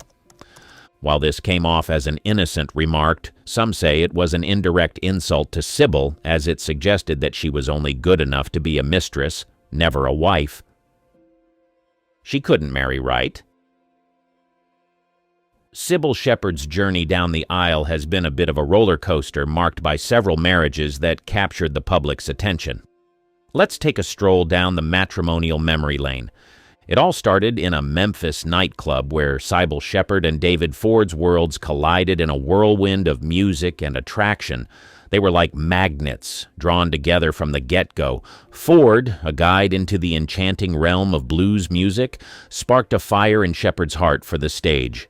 As their love story unfolded, so did Shepard's newfound passion for performing. However, every love story has its plot twists. In a candid chat with The Guardian, Shepard dropped a bombshell, revealing that her bluesy love journey hit a sour note. According to her, Ford Strayed betraying the trust she had invested in their relationship. The couple called it quits in 1982. The reason for their divorce? Well, they cited irreconcilable differences, and as you can imagine, the divorce wasn't a walk in the park for Heigl. Fast forward to the divorce drama, and the dollars started flowing, $15,000 to be precise, landing in Ford's pocket as part of the settlement. Meanwhile, Shepard clutched the reins of motherhood, securing custody of their daughter. It was a bittersweet finale to a chapter that started with harmonious melodies, but ended on a dissonant chord. In the aftermath, Shepard didn't hold back in interviews.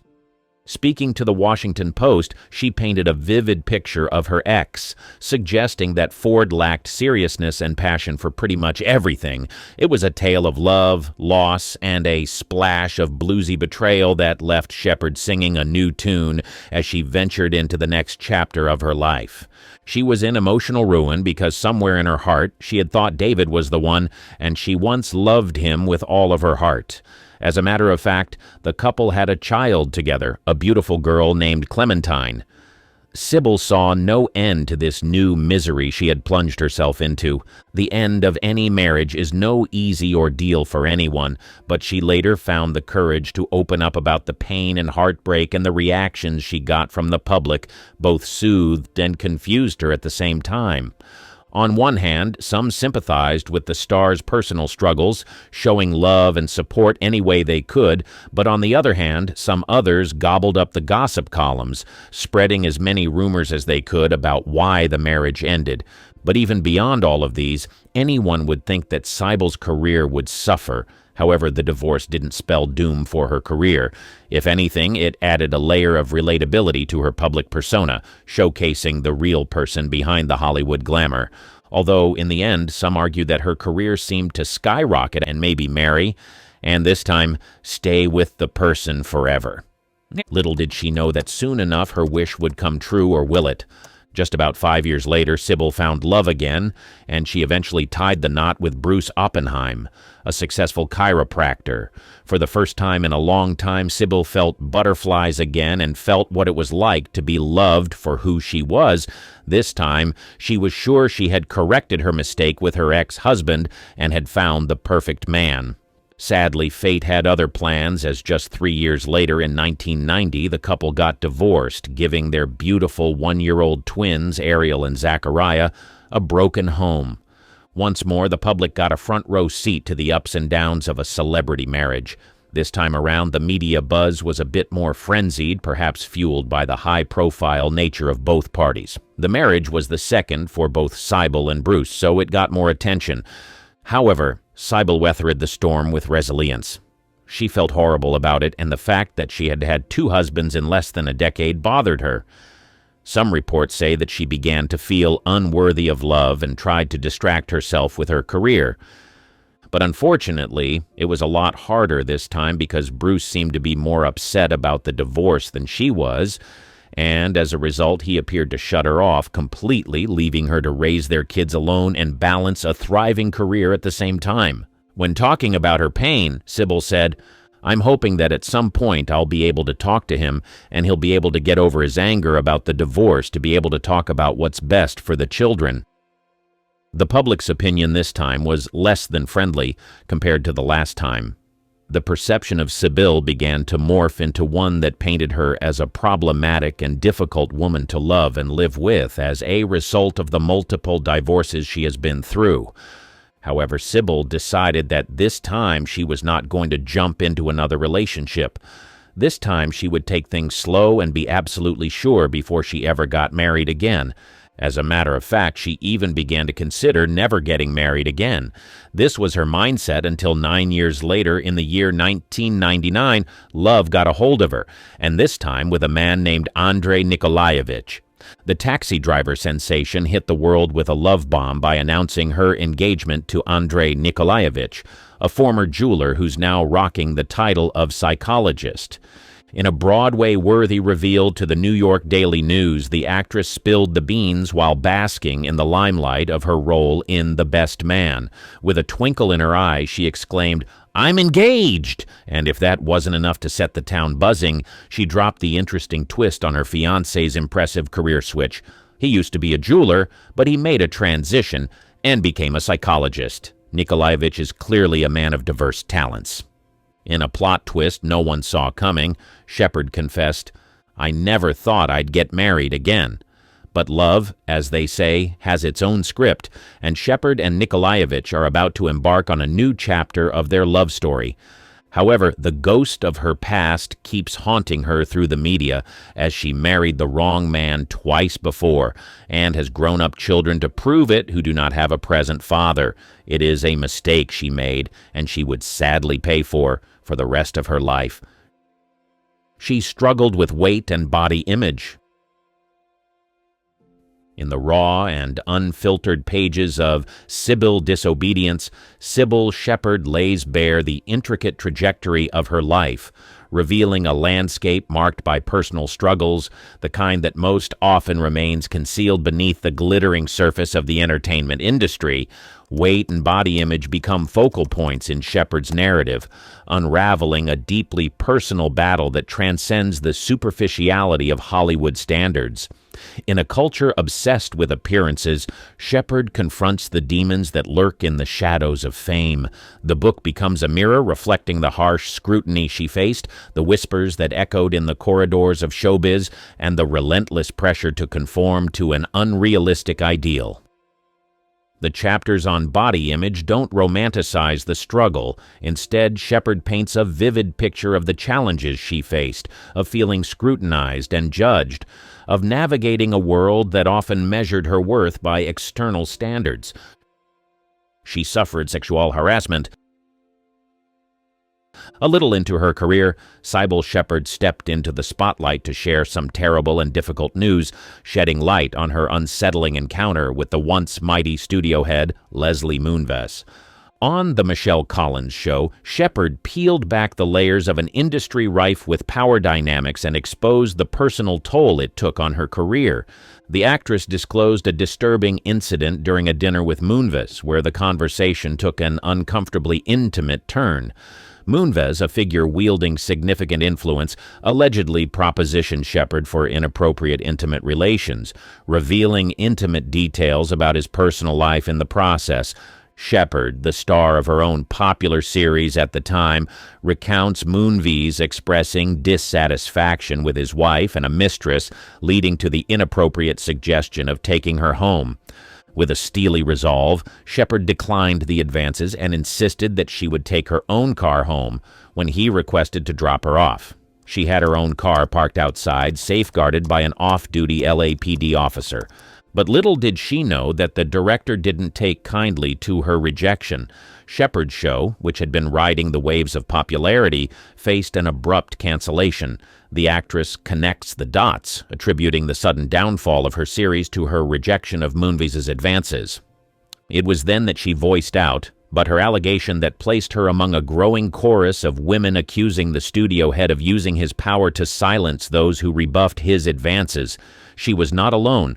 Leslie Moonves found himself at the epicenter of a storm, facing allegations of inappropriate misconduct that have reverberated throughout the industry.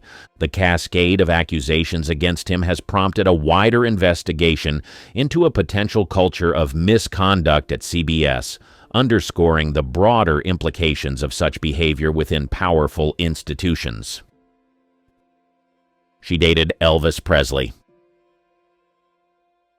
In a throwback that takes us deep into the annals of Hollywood history, Sybil Shepard, the luminary of the 70s silver screen, peels back the layers of time to reveal a chapter from her past, one intertwined with the king of rock and roll himself, Elvis Presley.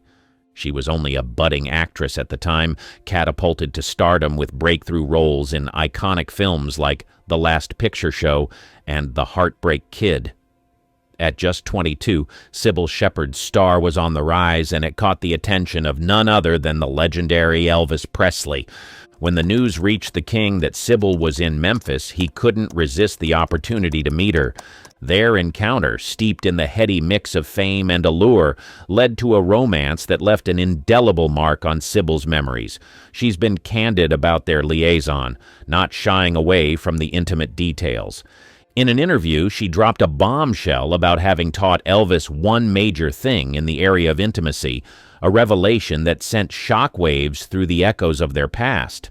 But also, looking back, she felt embarrassed about telling the world something so personal. Yet, like many tales of passion, theirs was not destined to be an enduring saga.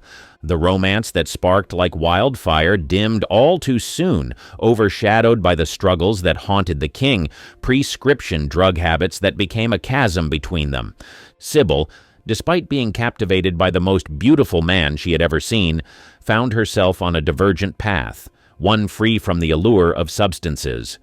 The bedroom where passion and complications collided became a stage for a fleeting love story. Sybil reminisces about Elvis, a man who would enter the room in moments of vulnerability, leaving behind not just his presence but also tokens of affection, drugs, and dazzling emerald and diamond jewelry. It was a relationship painted with contrasts, where the intensity of beauty and fame clashed with the shadows of personal struggles. Financial insecurity.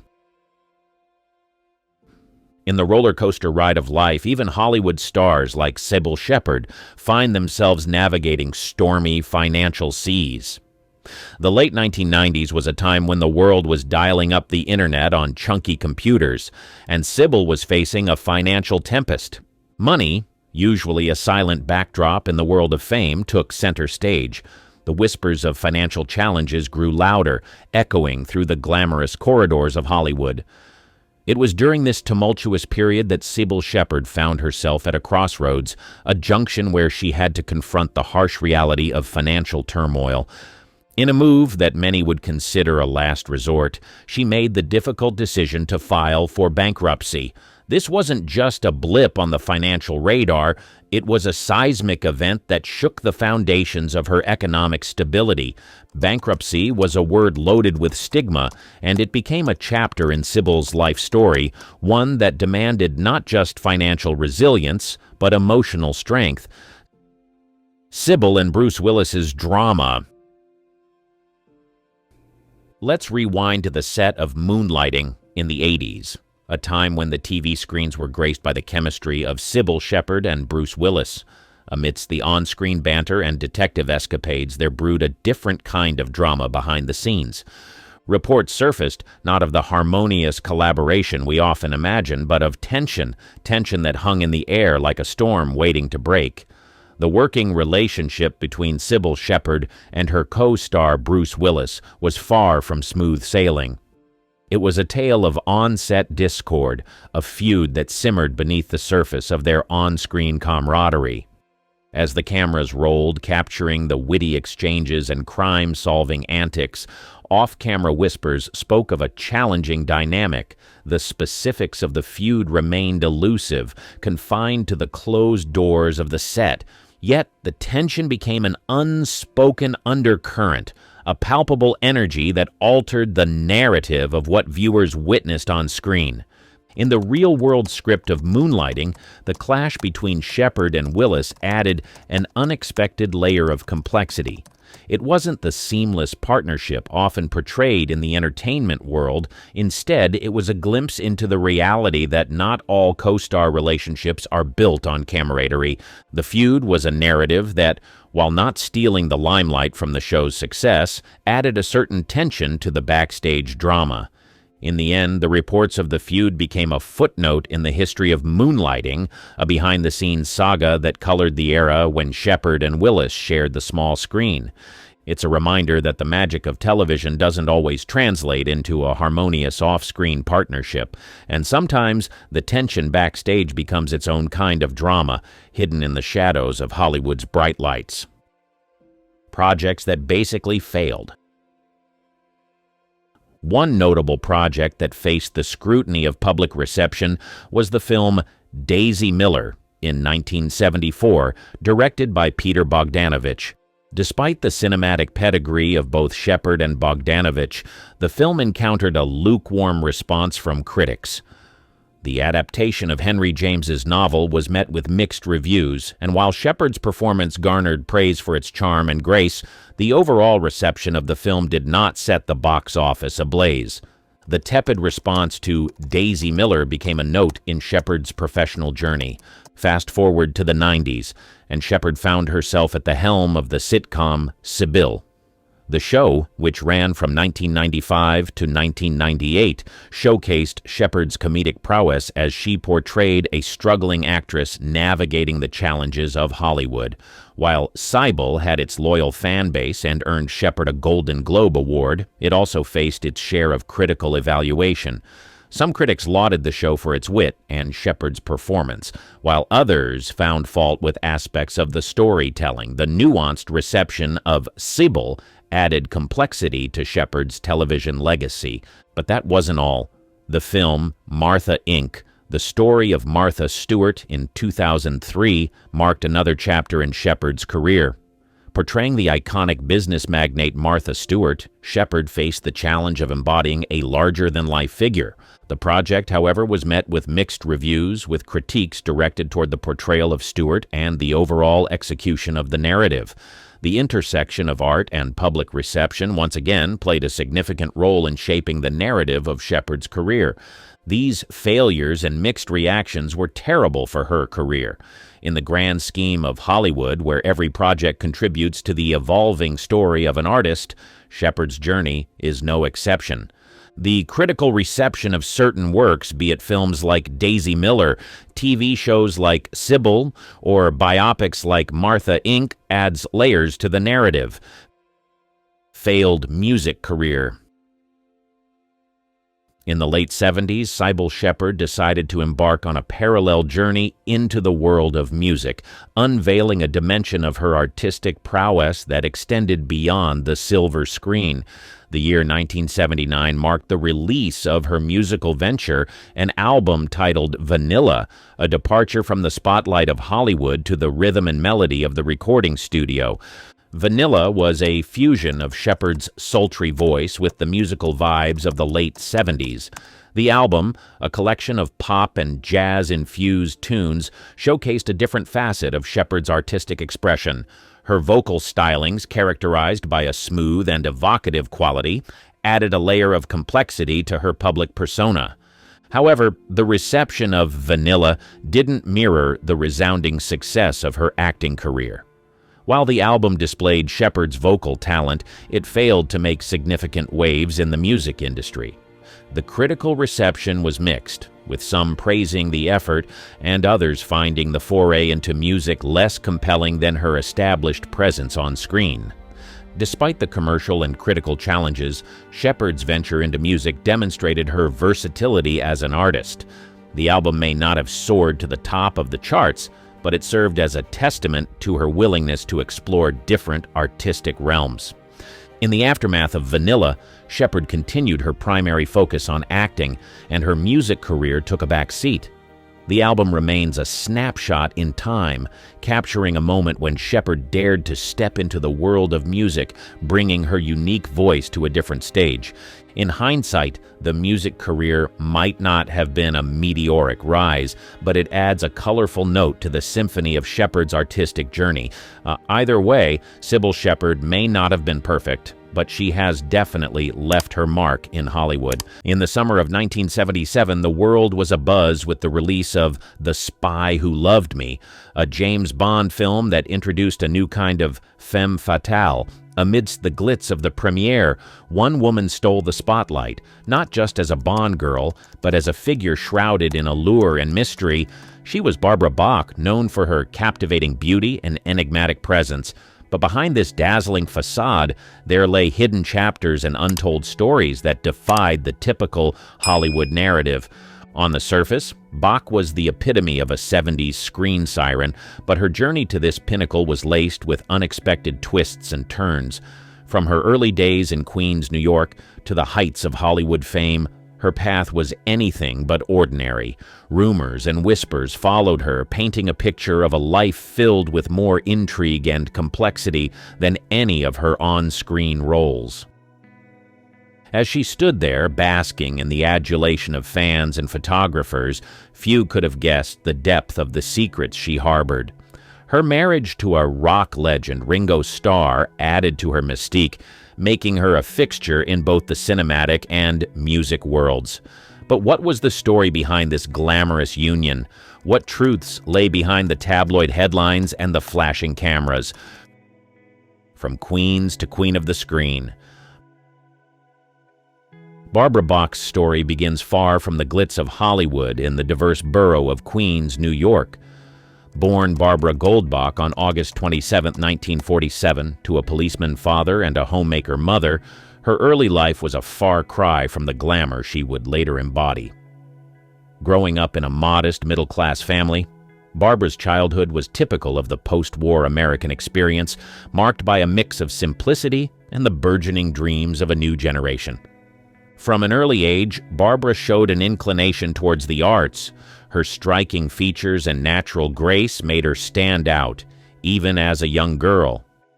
However, it wasn't just her physical beauty that set her apart.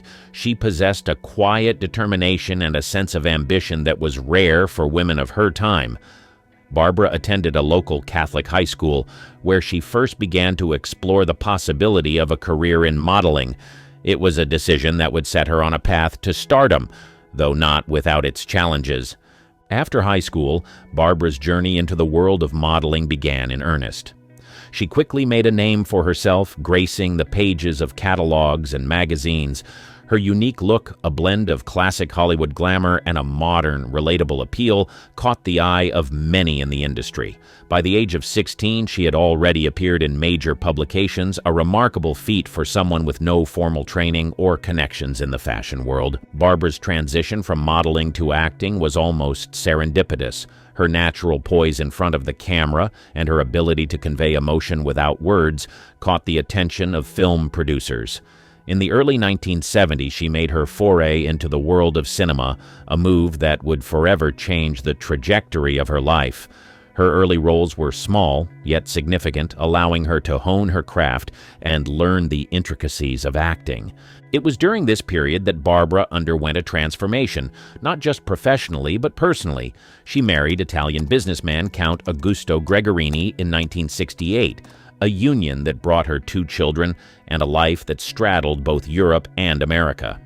This marriage, though not lasting, was a crucial chapter in her life, providing her with experiences and perspectives that would shape her both as a person and as an actress. As Barbara's career progressed, her roles became more prominent, setting the stage for her breakthrough as a Bond girl. But her journey from the streets of Queens to the heart of Hollywood was more than just a tale of fame and success. It was a story of resilience, of a young woman navigating the complexities of an industry known for its fickleness and challenges. Barbara Bach's rise to fame was a testament to her talent, determination, and the unwavering belief in her own potential, qualities that would define her career and her life in the years to come. Bond Girl Breakthrough: More Than Meets the Eye. The year 1977 marked a pivotal moment in Barbara Bach's career with her role as Anya Amasova in the James Bond film The Spy Who Loved Me. This role catapulted her into international stardom, but it also showcased her ability to bring depth and strength to a character that could have easily been just another decorative Bond girl. Anya Amasova, also known as Agent XXXX, was not your typical Bond girl. She was a skilled Soviet agent, equal in wit and prowess to James Bond himself. Barbara's portrayal of Anya broke new ground in the Bond franchise. She brought a blend of toughness, intelligence, and sensuality to the role, challenging the traditional perceptions of women in the Bond universe. Her performance was a significant departure from the more decorative roles often assigned to women in previous Bond films, making Anya Amasova a memorable and progressive character for the time. Barbara's preparation for the role was intense. She trained rigorously to perform many of her own stunts, adding authenticity to her character's physicality. Her dedication to the role was evident in the final product, as she seamlessly blended action and allure, creating a Bond girl who was more than just a foil or love interest for the protagonist. The Spy Who Loved Me was a major success, both critically and commercially, and Barbara's performance was a standout. The film's iconic scenes, including the underwater sequences and the memorable car chase, were made all the more captivating by her presence. Her chemistry with Roger Moore, who played James Bond, was palpable, adding a layer of complexity to their on-screen relationship. However, the impact of this role on Barbara's career was double-edged. While it brought her immense fame, it also typecast her in the eyes of many. Finding roles that matched the depth and significance of Anya Amasova proved challenging. The industry's inclination to pigeonhole her into similar roles was a hurdle she had to continually navigate. Despite these challenges, Barbara's role in The Spy Who Loved Me remains a significant part of her legacy. It redefined the Bond girl archetype and paved the way for more nuanced and empowered female characters in the franchise. Barbara Bach's portrayal of Anya Amasova was not just a breakthrough in her career, it was a breakthrough in the portrayal of women in action cinema, a role that resonated with audiences and critics alike and remains a defining moment in her career. Love in the Limelight, the Ringo Starr connection. Barbara Bach's life took a romantic turn when she met Ringo Starr, the legendary drummer of the Beatles, during the filming of the movie Caveman in 1980. This encounter sparked a love story that captured the public's imagination and has endured for decades, becoming one of the entertainment industry's most enduring relationships. Their connection was instant and profound, despite coming from vastly different backgrounds. Ringo, a world-famous musician from Liverpool, and Barbara, a rising Hollywood star with a modeling background, they found common ground in their shared experiences in the limelight and the pressures that came with fame. Their romance blossomed amidst the backdrop of the film's production, a prehistoric comedy that saw them both stepping out of their comfort zones. The public was fascinated by this pairing. Ringo Starr, already a household name as part of the world's most famous band, and Barbara Bach, the glamorous Bond girl, made for a compelling duo. Their relationship was followed closely by the media, which often portrayed them as a quintessential celebrity couple, living a life of luxury and excess. However, the reality of their relationship was far more complex and grounded. Barbara and Ringo's bond was tested and strengthened by their individual and shared struggles. Both had faced the challenges of fame and the personal issues that often accompany a life in the public eye. They supported each other through these trials, including Ringo's well-documented battle with alcoholism. Barbara played a significant role in his recovery, and together they embarked on a journey of sobriety that further solidified their relationship. Their marriage in 1981 was a testament to their deep connection. It was not just a union of two celebrities, but a partnership based on mutual respect, understanding, and love. They navigated the ups and downs of life together, maintaining a strong bond that has lasted for over 4 decades. Barbara's relationship with Ringo Starr added a new dimension to her public persona. She became known not just for her work in film and modeling, but also as part of a celebrity couple that has stood the test of time. Their relationship has been a source of fascination and admiration, a rare Hollywood love story that has endured far beyond the usual lifespan of celebrity romances. The story of Barbara Bach and Ringo Starr is more than just a tale of celebrity romance. It is a narrative of resilience, support, and enduring love, a reminder that even in the unpredictable world of fame, genuine connections and lasting relationships are possible. Their journey together continues to captivate and inspire, a testament to the power of love in the face of the ever-changing tides of fame and fortune. The mystery of the missing screen siren.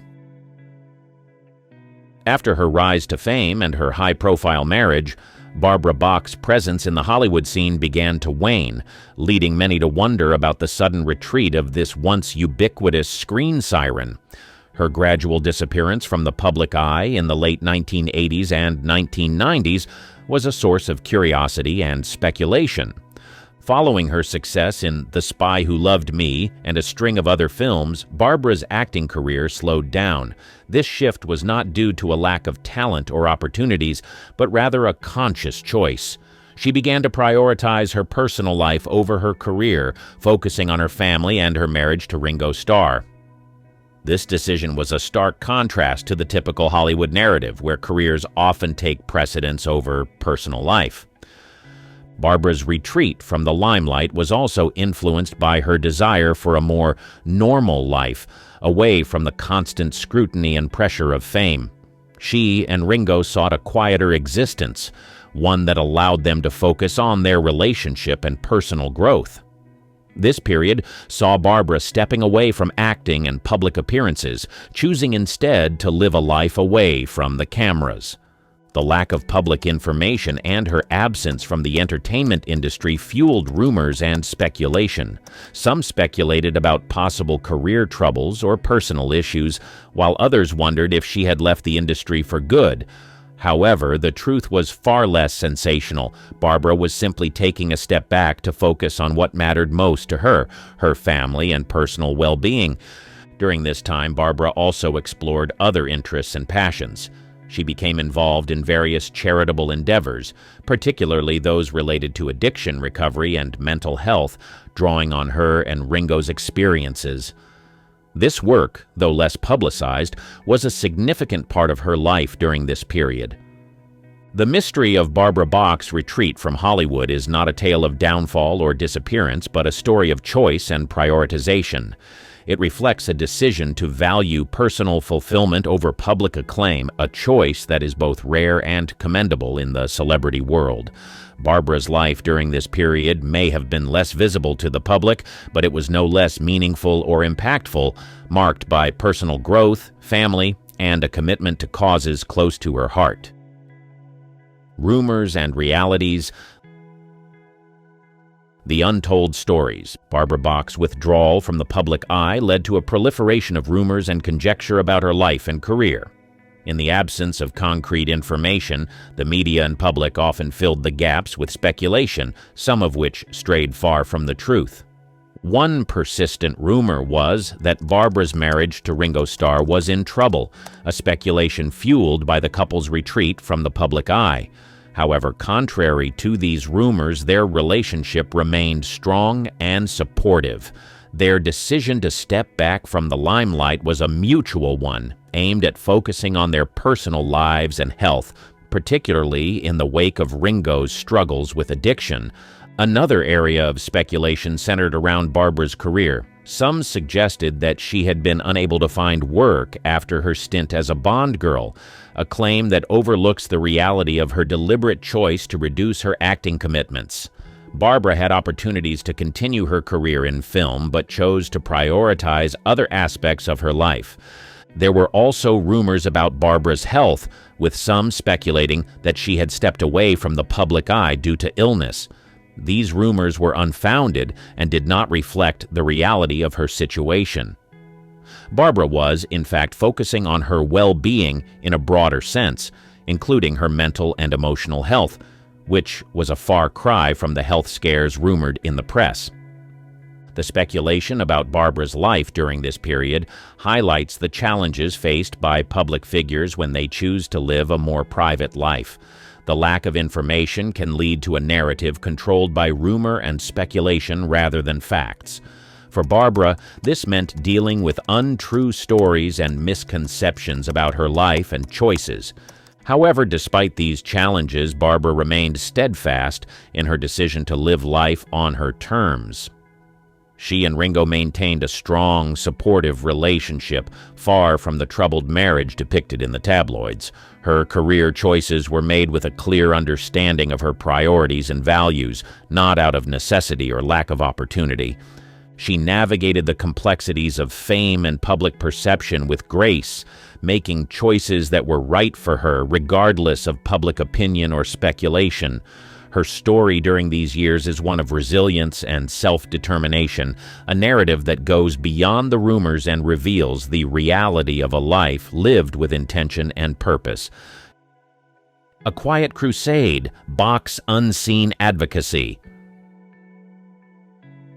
While Barbara Bach's retreat from the Hollywood spotlight led to various speculations, it also marked a period where she dedicated herself to quieter yet impactful advocacy work. Away from the glare of the cameras, Barbara engaged in philanthropic efforts, particularly focusing on issues close to her heart, such as addiction recovery and mental health. Barbara's personal experiences, especially witnessing Ringo Starr's battle with alcoholism and their joint journey towards sobriety, deeply influenced her advocacy work.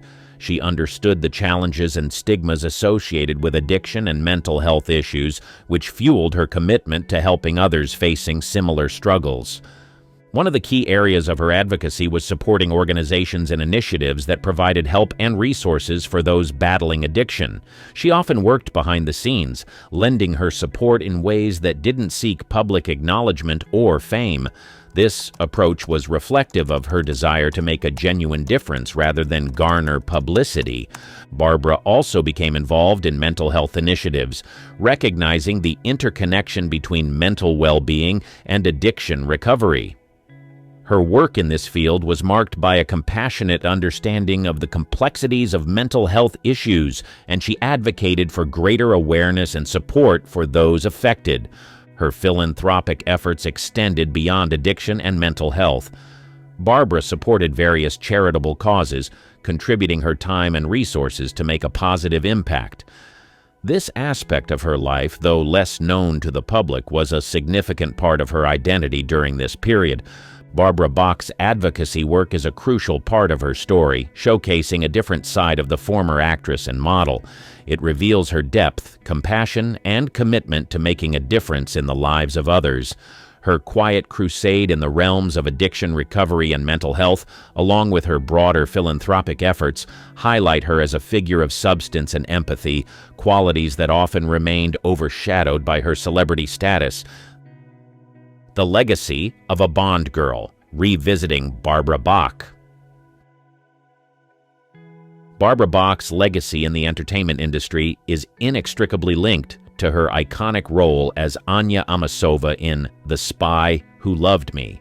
While her career encompassed more than this single role, it is this portrayal that has left an indelible mark on Hollywood and the James Bond franchise. Anya Amasova, or Agent XXX, was a groundbreaking character for the Bond series. Barbara's portrayal brought a new dimension to the typical Bond girl. She was not just a love interest or a damsel in distress, but a competent, strong, and independent agent in her own right. This role challenged the traditional narrative and paved the way for more complex and empowered female characters in future Bond films. Barbara's performance as Anya Amasova was both celebrated and critiqued at the time.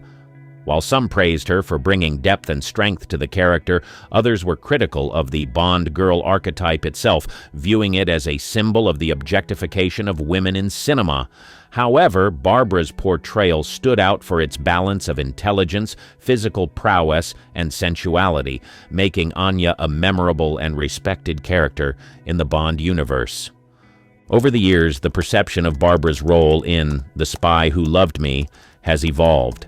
Today, it is often viewed as a progressive step for its time, with Barbara Bach being credited for infusing the character with a sense of agency and competence rarely seen in previous Bond girls.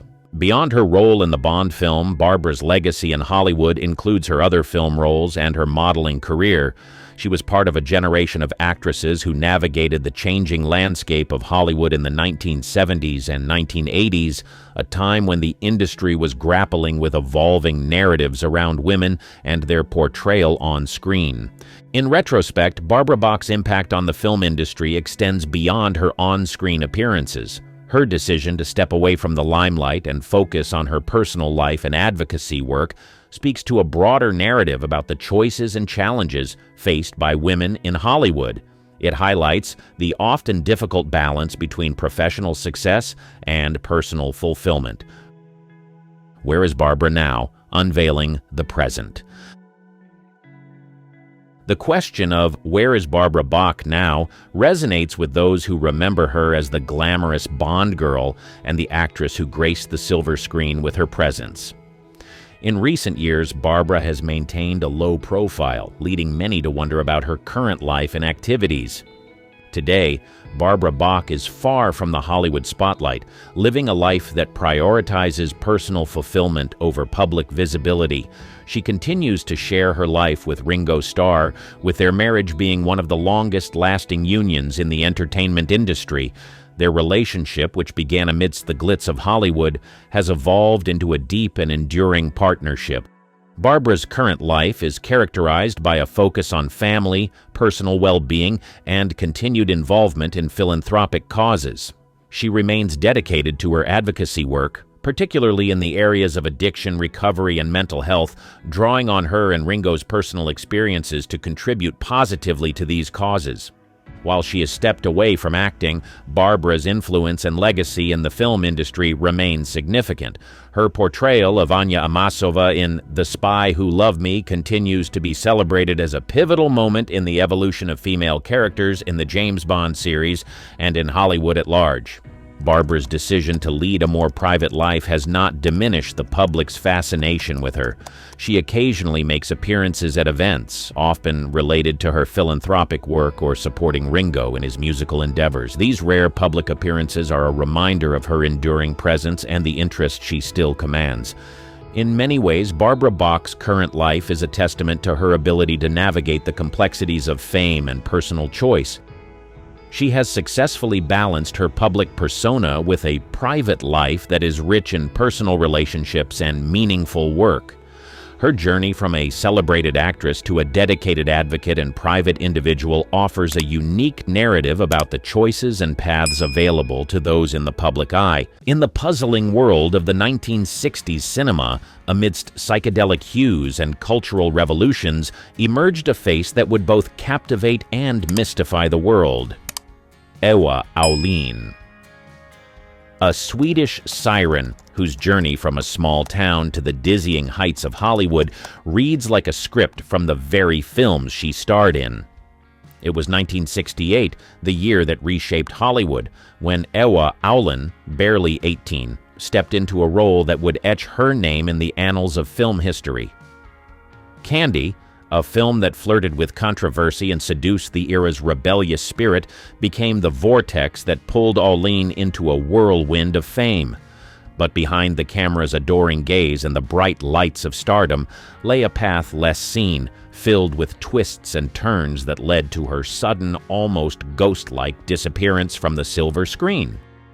As the world moved on, the enigma of Ewa Aulin remained. Was she a comet that burned too bright, too fast? Or was there more to the story of the girl who became an icon overnight and then, just as quickly, vanished? This is a journey back in time, a search for the untold story of Ewa Aulin, the star of Candy, whose life off-screen remained shrouded in mystery. What secrets lie behind her enigmatic smile? What truths wait to be uncovered? Join us as we delve into the unseen side of a star who left more questions than answers in her wake. Unraveling Ewa Aulin. In the late 1960s, a young Swedish actress named Ewa Aulin captured the imagination of the film world. Born in 1950 in Landskrona, Sweden, Ewa's journey to stardom was as rapid as it was remarkable. With her ethereal beauty and captivating screen presence, she quickly became a symbol of the era's cinematic revolution. Ewa's early life in Sweden was far removed from the glamour of Hollywood. Growing up in a small town, she was discovered in her teens and soon found herself thrust into the limelight. Her natural talent and striking looks caught the attention of filmmakers, and it wasn't long before she was on her way to becoming an international sensation. Her rise to fame was meteoric. At just 17, Ewa won the title of Miss Teen Sweden, catapulting her into the public eye. This victory opened doors to the world of cinema, leading her to roles that would define her career. Ewa's allure wasn't just in her physical appearance, it was her ability to convey depth and emotion on screen that set her apart. However, the path to fame is often fraught with challenges. For Ewa, the sudden exposure and the pressures of the industry were overwhelming. The transition from a small-town girl to a sought-after actress in international cinema was a journey filled with excitement, but also with unforeseen difficulties. Iwer Owlin's story is not just one of fame and film. It's a tale of a young woman navigating the complexities of a rapidly changing industry. Her early roles, while not as widely known as her later work, showcased her range and potential. They were the first steps in a career that would see her become an icon of her time. As we unravel the story of Iwer Owlin, we delve into the making of a star. Her ascent in the film industry, marked by both dazzling highs and challenging lows, paints a picture of an era and a talent that left an indelible mark on cinema. Ewa's story is a testament to the allure and the trials of the film world, a world that she both enchanted and was ultimately disillusioned by. The Candy controversy. The year 1968 marked a pivotal moment in Iwer Owlin's career with the release of Candy, a film that would become synonymous with her name. Candy, based on the novel by Terry Southern and Mason Hoffenberg, was a satirical take on Voltaire's Candide, reimagined in a psychedelic, sexually charged landscape of the 1960s. Owlin, cast in the titular role, found herself at the center of a cinematic storm that would define her career. The film, directed by Christian Marquand, featured an ensemble cast of renowned actors, including Marlon Brando, Richard Burton, and Ringo Starr. Yet it was Iwer, a relatively unknown Swedish actress, who stole the spotlight. Her portrayal of the naive and beautiful Candy Christian was both lauded and criticized. For some, she embodied the free spirit of the era. For others, her character was a contentious symbol of the sexual revolution. Candy was controversial from the start. Its overt sexual themes and irreverent humor pushed the boundaries of mainstream cinema. The film was a bold exploration of sexuality, power, and the absurdity of societal norms. It was this audacity that made Candy a cult classic, but it also sparked debates and backlash. Critics were polarized, with some praising its daring approach, while others condemned it for its perceived vulgarity. For Iwer Owlin, Candy was both a blessing and a curse. The film catapulted her to international fame, making her a household name overnight. However, the controversy surrounding the film also typecast her, limiting her opportunities to showcase her range as an actress. The role of Candy Christian became a double-edged sword, offering fame but at the cost of artistic freedom. The impact of Candy on Iwer's career was profound. It opened doors to new projects and collaborations, but it also overshadowed her other work. The film's legacy, tied closely to Ewa's own, is a complex one. It stands as a testament to a bold and experimental era in cinema, but also as a reminder of the challenges faced by young actresses thrust into the spotlight. Iwer Owlin's experience with Candy reflects the broader dynamics of the film industry in the 1960s. It was a time of great change and experimentation, but also of controversy and debate. Candy remains a significant, if contentious, part of Ewa's legacy. A film that encapsulates the paradoxes of fame and artistic expression in an era that redefined cinema. Stardom's hidden shadows. Iwer Owlin's ascent to stardom, while rapid and dazzling, was not without its challenges. The glare of the spotlight often hides the less glamorous realities faced by those in the entertainment industry, and Ewa's experience was no exception. Her journey through the world of cinema during the late 1960s and early 1970s revealed the complexities and pressures that come with sudden fame, especially for a young actress.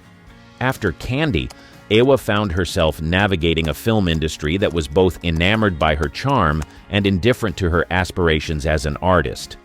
The industry, particularly at that time, was known for its harsh realities, often overshadowed by the glitz of celebrity culture. Young actors, especially women, faced immense pressure to conform to certain roles and expectations. Ewa, with her ethereal beauty and European allure, was often typecast, limiting her ability to explore diverse and challenging roles. The psychological toll of this typecasting and the relentless pace of the industry began to weigh on Ewa. The transition from a teenager in Sweden to an international film star was a whirlwind that left little room for personal growth or reflection. The constant scrutiny, the need to maintain a public persona, and the lack of privacy were aspects of fame that Ewa, like many in her position, found difficult to navigate. Moreover, the film industry of that era was not known for its support of mental health or its sensitivity to the personal struggles of its stars. The focus was often on capitalizing on an actor's current fame with little regard for their long-term well-being. This environment could be particularly challenging for someone as young and inexperienced as Ewa was at the time. Ewa's story is reflective of the broader experience of many young actors thrust into the limelight. The hidden shadows of stardom, the loneliness, the typecasting, the pressure to maintain a certain image are often overlooked in the narratives of glamour and success. Ewa Aulin's journey through the highs and lows of fame provides a poignant insight into the often unseen challenges faced by those in the world of cinema. Her experiences during this period highlight the need for a more supportive and understanding industry, one that recognizes the human element behind the screen. Ewa's career, marked by both remarkable achievements and personal struggles, serves as a reminder of the complex reality that lies beneath the surface of stardom. Beyond the spotlight. Ewa Aulin's career, while marked by significant cinematic achievements, also tells a story of a young woman seeking her identity beyond the confines of the silver screen. As the 1970s progressed, Ewa began to explore life beyond her established persona as a film star. This chapter of her life is less documented, yet it is crucial in understanding the person behind the celebrity. After the whirlwind of Candy and subsequent roles, Ewa started to question her place in the film industry. The constant public scrutiny and the pressures of fame led her to yearn for a more grounded existence. She began to seek a life that allowed her personal growth and exploration, away from the expectations of Hollywood. This period in Ewa's life was marked by a deliberate step back from the limelight. She turned down roles that did not align with her evolving interests and started to pursue a life that was not defined solely by her acting career. This decision was bold, especially considering the momentum she had gained in the industry. However, it reflected her desire for authenticity and her need to carve out a space for herself beyond her public image. Ewa Aulin's move away from the constant glare of the film industry was not just a retreat, it was an exploration of a different kind of fulfillment. It was about redefining success on her own terms and finding contentment beyond the accolades and applause. Her life beyond the spotlight is a powerful narrative of personal resilience and the search for authenticity in a world that often values appearance over substance. Ewa's enigmatic exit. Her departure from the film industry was as enigmatic as her rise to fame. In the mid-1970s, at a time when many expected her career to continue its upward trajectory, Ewa made the unexpected decision to step away from acting. This move sparked curiosity and speculation among her fans and the media, as it seemed to contradict the typical aspirations of a rising star. The reasons behind Ewa's decision to leave the film industry were multifaceted and personal. One factor was her desire to pursue education. Ewa had always valued learning and personal development, and stepping away from acting provided her with the opportunity to focus on her studies. She enrolled in university, a choice that was at odds with the expectations of a Hollywood starlet, but aligned with her personal aspirations. Another aspect that influenced Ewa's decision was her disillusionment with the film industry. The reality of working in cinema, with its relentless focus on image and marketability, clashed with her personal values and aspirations for artistic expression. Ewa sought roles that challenged her as an actress, but such opportunities were scarce, leading to a sense of frustration and a reevaluation of her career path. Rumors and speculation about Iwa's sudden exit abounded. Some suggested that she was overwhelmed by the pressures of fame, while others speculated about possible personal reasons behind her decision. The truth, as is often the case with public figures, was likely a complex combination of personal and professional factors. Iwa's exit from acting was a bold move that left many unanswered questions. It was a decision that reflected her desire for autonomy and her willingness to forge a path that diverged from the expectations of the entertainment industry. Her departure from the film world marked the end of a significant chapter in her life, but also the beginning of a new journey of self-discovery and fulfillment. Iwa Owlin's enigmatic exit from the film industry remains a fascinating aspect of her story. It speaks to the challenges faced by young actors in navigating fame and highlights the courage it takes to make unconventional choices in pursuit of personal authenticity. Her departure from acting is a reminder of the often unseen struggles of those in the limelight and the complex realities behind the facade of celebrity. Lesser-known roles. Iwa Owlin's filmography, while often overshadowed by her role in Candy, includes a variety of lesser-known works that showcase her range and depth as an actress. These roles, though not as widely recognized, offer a glimpse into her versatility and her willingness to explore diverse characters and themes. One such film is Death Laid an Egg, a unique blend of giallo and science fiction genres. In this avant-garde Italian thriller, Iwa played Gabrielle, a character entangled in a complex plot involving love, murder, and genetic engineering.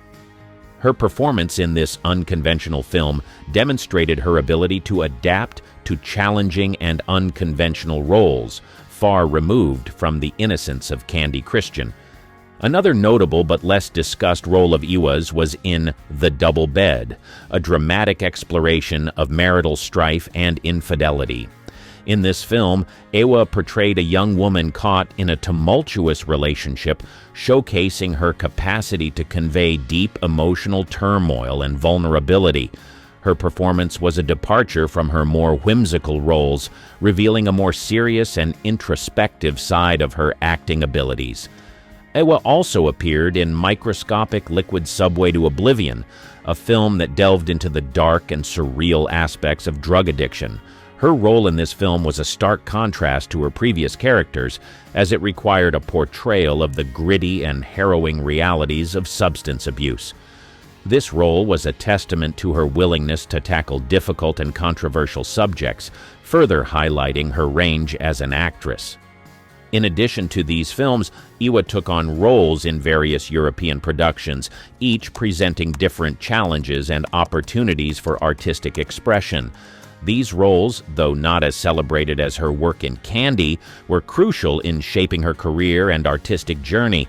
They allowed her to experiment with different genres and character types, broadening her experience and skills as an actress.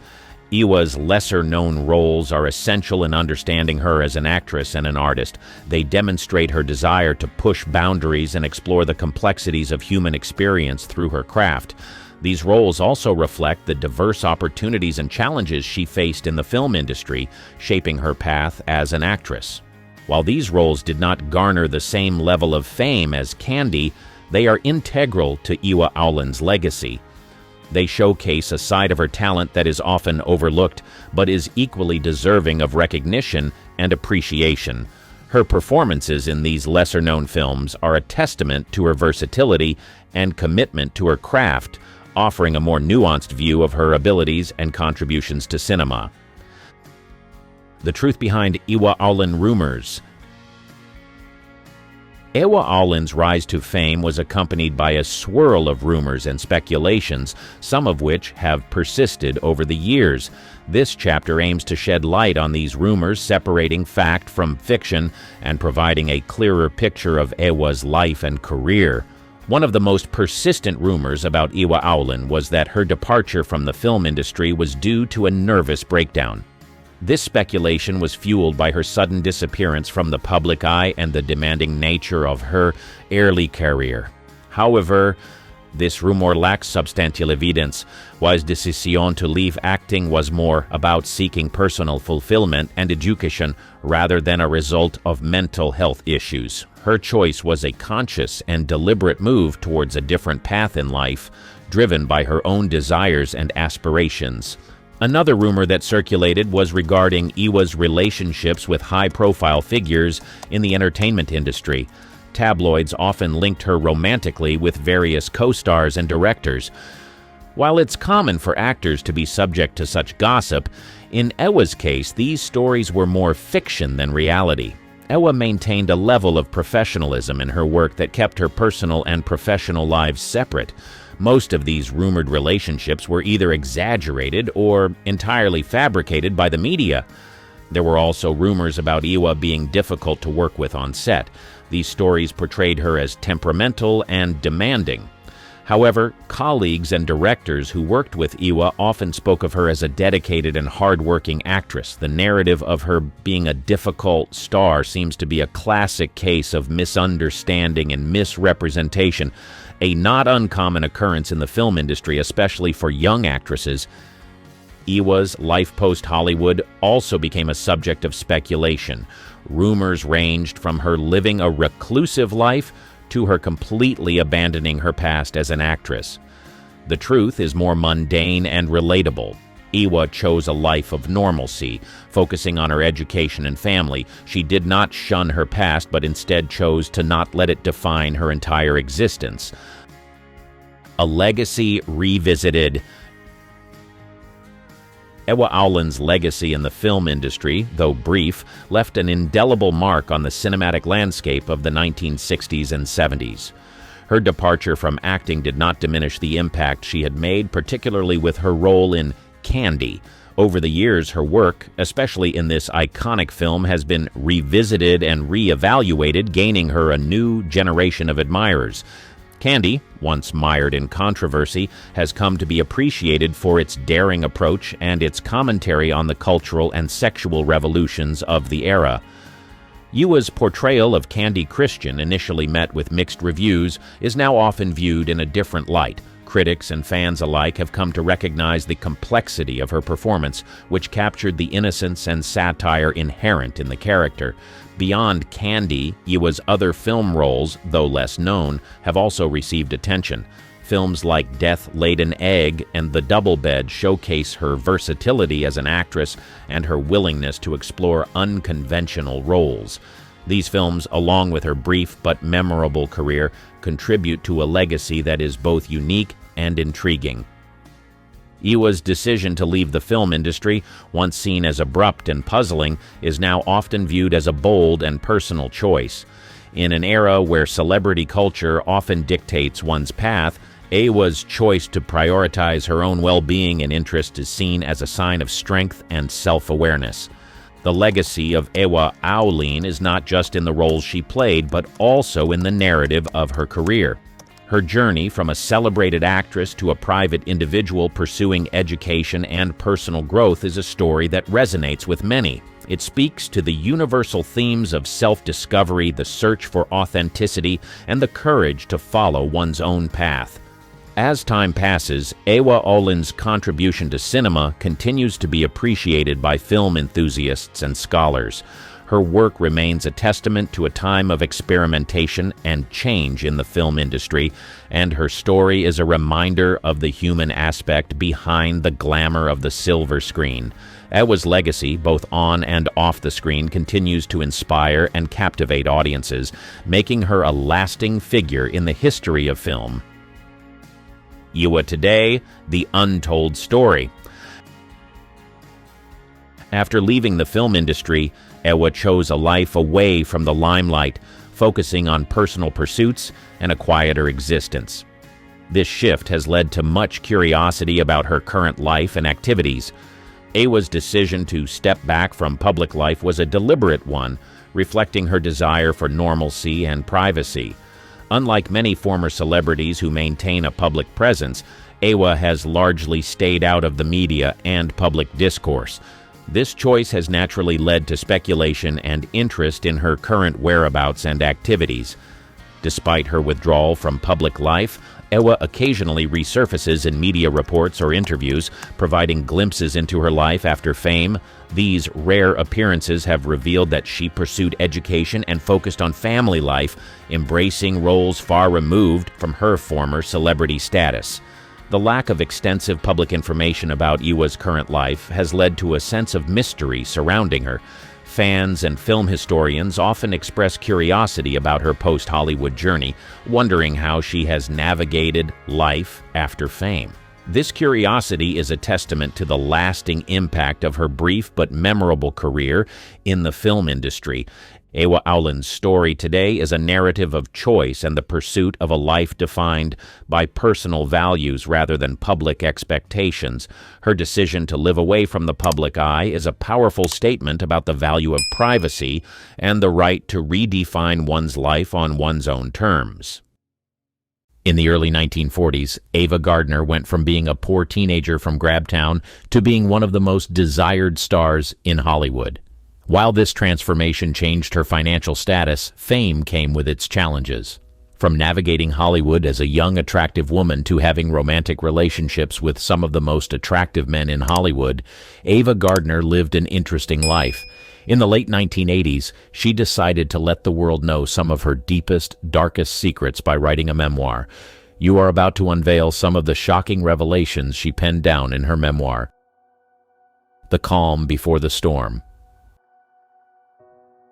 Like many other Hollywood stars, Ava Gardner came from humble beginnings.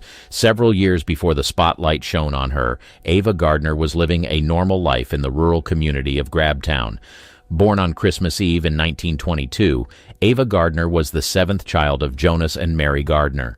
Right from childhood, Ava was a bright young girl, and greatness was written all over her. She spent her early years surrounded by her siblings and parents as they lived in a farmhouse. She grew up enveloped by the enchanting landscapes of the rural South, where cotton fields stretched as far as the eye could see, and the sunsets painted the sky in hues of gold and crimson. Around their house, there were acres of land where her parents cultivated cotton in order to earn a living. Truth is, Ava's parents were hardworking people, and they did all they could to provide for their children, but tragedy soon struck and frustrated their efforts. When Ava turned 3, her family experienced something that shook the foundation of their close-knit family. It was said that a fire erupted and burnt down their barn and cotton gin to the ground. It was a terrible experience that completely changed their lives. The tragedy left their finances in shambles, and Ava's family had to start again from scratch. Her family would later be relocated to Brogden, where her parents took on odd jobs in order to survive. With the dawn of the Great Depression, things got worse for the family, but through it all, her parents insisted on Ava and her sisters getting basic education. After the unfortunate death of her father in 1938, Ava and her family were left to fend for themselves. Somehow, growing up in these difficult situations made Ava Gardner even more resilient. She would later find herself gravitating towards the world of showbiz. Interestingly, her mother saw that she had star potential right from the start and encouraged her to step into Hollywood when the opportunity presented itself. Ava Gardner was still very young when she was discovered. Sure, she was excited about being a Hollywood star, but nothing prepared her for the shocking events that would unfold. Entering the tumultuous world of Hollywood, it was like a dream come true when Ava Gardner was selected to be one of MGM's young stars. Little did this 18-year-old know that fame and influence came at a cost. In the bustling streets of New York City, a star was about to be born, and her name was Ava Gardner. Her journey to Hollywood stardom was set in motion by a series of serendipitous events and the discovery of her radiant beauty. As fate would have it, one fateful day, her elder sister's husband, who was a portrait photographer, thought it would be wise to take pictures of young Ava Gardner and display them in his studio. Ava Gardner's beauty and natural charisma were evident from the moment she stepped in front of Larry Tarr's camera. Recognizing her potential, Tarr wasted no time and took several captivating portraits of the young beauty. Larry Tarr was so impressed by Ava's photographs that he displayed them in the window of his photography studio. Little did he know that these very pictures would become the catalyst for Ava's journey to stardom. One of those very portraits caught the eye of a prominent talent agent, who was immediately struck by Ava's stunning features and undeniable allure. This agent wasted no time in reaching out to Ava and offering her an opportunity that would change her life forever. The name of this influential talent agent was Al Altman.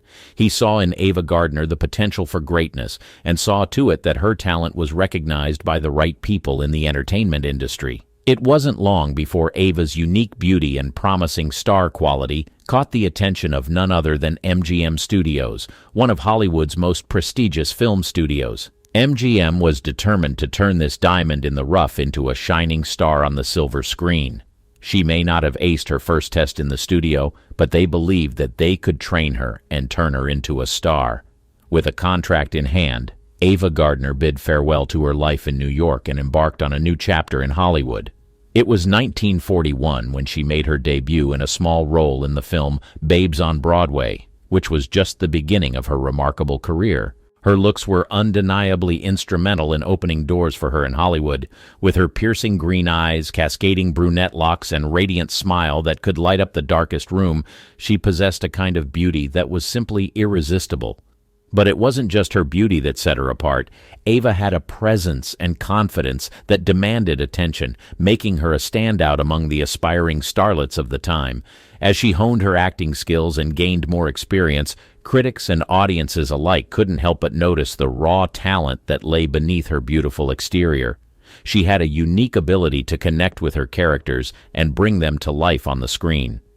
As the years went by, Ava Gardner's star continued to rise, and she went on to deliver unforgettable performances in iconic films like The Killers, Mogambo, and The Barefoot Contessa, making her one of the brightest stars in Hollywood. As expected, her glory days in Hollywood came with a lot of attention from men. She was one of the most desired actresses of her time, and a lot of influential men wanted to be with her. But after several years of fame and influence, Ava Gardner found herself in a dark place in the late 1980s. The lights had dimmed and the applause had faded. She was broke, alone, and usually drowning in alcohol. This was the period that she made up her mind to write a memoir, revealing some of her deepest, darkest secrets. Her shocking revelations about Mickey Rooney. "I either write the book or sell the jewels, and I'm kinda sentimental about the jewels." Ava Gardner said this as she explained why she made up her mind to write a book. She desperately needed to get out of the financial situation she was in, and she knew without a shadow of a doubt that a memoir would grab the attention of several people and sell like crazy. As soon as her mind was made up, she called the renowned British journalist Peter Evans to ghostwrite a book filled with her deathbed confessions. At the very top of her confession list was the story of her relationship and marriage to none other than Mickey Rooney. Ava Gardner was only 19 years old when she met Mickey Rooney on the MGM set. The young Mike Rooney was filming a comedic musical number when Ava Gardner stepped in. Mickey was completely mesmerized by her beauty, and he could not resist her. Soon after, they fell in love and got married. Ava revealed that she was innocent and still a virgin when she married Mickey Rooney. In her memoir, she stated that Mike Rooney was extremely sexually attracted to her and that she had no idea that he was a cheater. In her words, "I still didn't know he was the biggest wolf on the lot. He'd screw anything that moved." The two youngsters seemed like the it couple, but their marriage was not as it seemed on the surface. In her memoir, Ava Gardner made shocking revelations about her tumultuous relationship with Mike Rooney. According to her, her marriage to Mickey Rooney would become a tumultuous affair, riddled with betrayal and heartache. After their wedding, he began to unleash the cheater in him. She recalled a particular incident that took place at one of the lowest moments of her life. She had fallen ill and was hospitalized after an appendectomy. To her greatest surprise, Mike Rooney didn't hesitate to cheat on her. Even though Ava was recovering from an appendectomy in the hospital, Mickey Rooney's wandering eye knew no bounds. In a stunning display of audacity, he chose to cheat on his stunning wife right in their marital bed. As Ava Gardner lay in the hospital, weakened from the surgery, She never expected her husband's disloyalty to strike so close to home. The betrayal in her most vulnerable moment was proof of Rooney's reckless behavior all through their marriage. Known for his insatiable appetite for women, Mickey Rooney seemed to move from one conquest to another with ease. According to Ava, he went through the ladies like a hot knife through fudge, indicating the extent of his infidelity. Through her candid statement, Ava Gardner shed light on the painful reality of her marriage, unveiling the heartache she endured as her husband's eyes wandered all through their marriage. Through it all, they maintained an image of a perfect couple on the outside, until their marriage came crumbling down in May 1943, a year later. Sadly, her tumultuous first marriage was only the beginning of a series of romantic relationships that would affect Ava Gardner in ways she never imagined. She never loved Howard Hughes. After her first marriage came to an end, the actress got into a relationship with Howard Hughes. She had genuinely given her heart to Mike Rooney, but she couldn't say the same for Howard Hughes. In her memoir, she revealed that she never loved Howard. She made it clear that she was appreciative of what he did for her mother, but she didn't like certain things about him. When her mother was dying, Howard paid for her medical care. This was a reflection of his kind heart, but there were some things about him that she just couldn't shake off. In her memoir, she alleged that Howard had prejudiced views and biased attitudes. In her words, Howard wouldn't piss on a black man to put him out if he was on fire. As surprising as this revelation was, Ava Gardner was just getting started. Her next revelation was about Artie Shaw, her second husband. She called Artie Shaw a bully. Her career was beginning to take off in the mid-1940s, and everything seemed to be going well. Then she met Artie Shaw. He seemed like the perfect man, but time would prove otherwise. As fate would have it, Ava's introduction to Artie came through a mutual friend, actress Frances Heflin, and it was an encounter that sparked a whirlwind romance. Artie had just returned from the Second World War, and he was riding the waves of fame as a celebrated band leader and composer. When they met, they looked like a match made in heaven. With his intelligence and charisma, Ava fell head over heels for him in no time. Their love blossomed, and after several months of dating, Ava took the leap and moved in with Artie. On a serene October day in 1945, the couple exchanged vows in a small ceremony at their Beverly Hills abode. Ava was 22 at the time, while Artie was 35 years old. Their age gap seemed to not be a problem, and their love certainly looked beautiful on the outside. Unfortunately, the fairy tale took a bitter turn once the confetti settled. Despite a longer courtship and living together before tying the knot, their marital bliss was short-lived, and the relationship began to unravel after the wedding bells had chimed. In the pages of her memoir, Ava Gardner would later lift the curtain on the truth behind her turbulent marriage. The Artie Shaw she thought she knew was not the man he appeared to be. Ava revealed that beneath Shaw's suave exterior lay a different side, a kind of bully who constantly belittled her, chipping away at her confidence and happiness. In her words, he was another kind of bully. He was always putting me down. The revelation in her memoir was a shocking twist in the tale of their love story, unveiling a darker reality behind the glamorous facade of Hollywood's golden couple. Ava Gardner's revelation about Artie Shaw certainly came as a shock to a lot of people who thought their marriage was flawless, but what was even more surprising was what she did as a result of the pain that Artie Shaw put her through. She took an IQ test. Within the pages of her memoir, Ava Gardner would unveil something that she did while she was married to Artie Shaw. Despite the success she had amassed in Hollywood, Ava claimed that she found herself grappling with feelings of intellectual inadequacy when she was married to Artie Shaw. She claimed that she was so unhappy that she found herself indulging in vices. According to her, she was smoking 3 packs of Winston's a day and getting drunk constantly while she was married to Artie Shaw. In her words, he had me convinced that I was completely stupid. I didn't have an enormous IQ, but I did have a high one. In her memoir, she revealed that her then-husband, Artie Shaw, said and did things that made her doubt herself. Ava felt intellectually overshadowed by Shaw's brilliance, which left her yearning for a way to measure her own intelligence. In search of validation, she decided to take an IQ test. The IQ test became a pivotal moment in Ava's life, as it revealed that her insecurities were unfounded. Her results indicated a high score, proving that she was more than just a woman with good looks. She possessed intelligence and wit that could rival the best.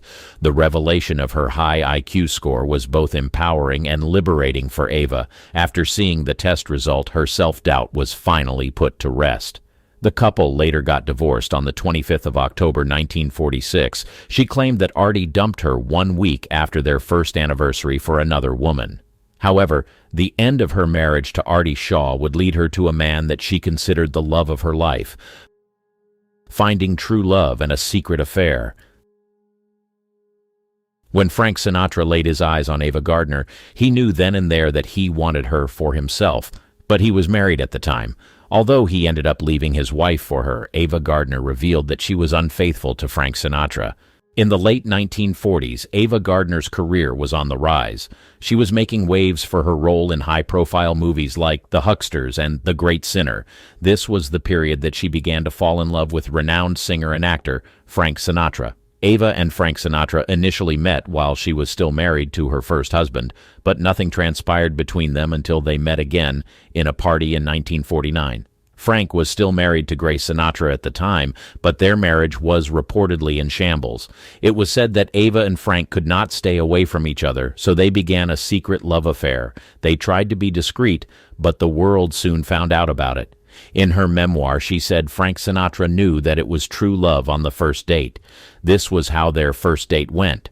In the late-night hours, as they embarked on a drunken drive from Palm Springs to Indio, an adventure unfolded that solidified their bond.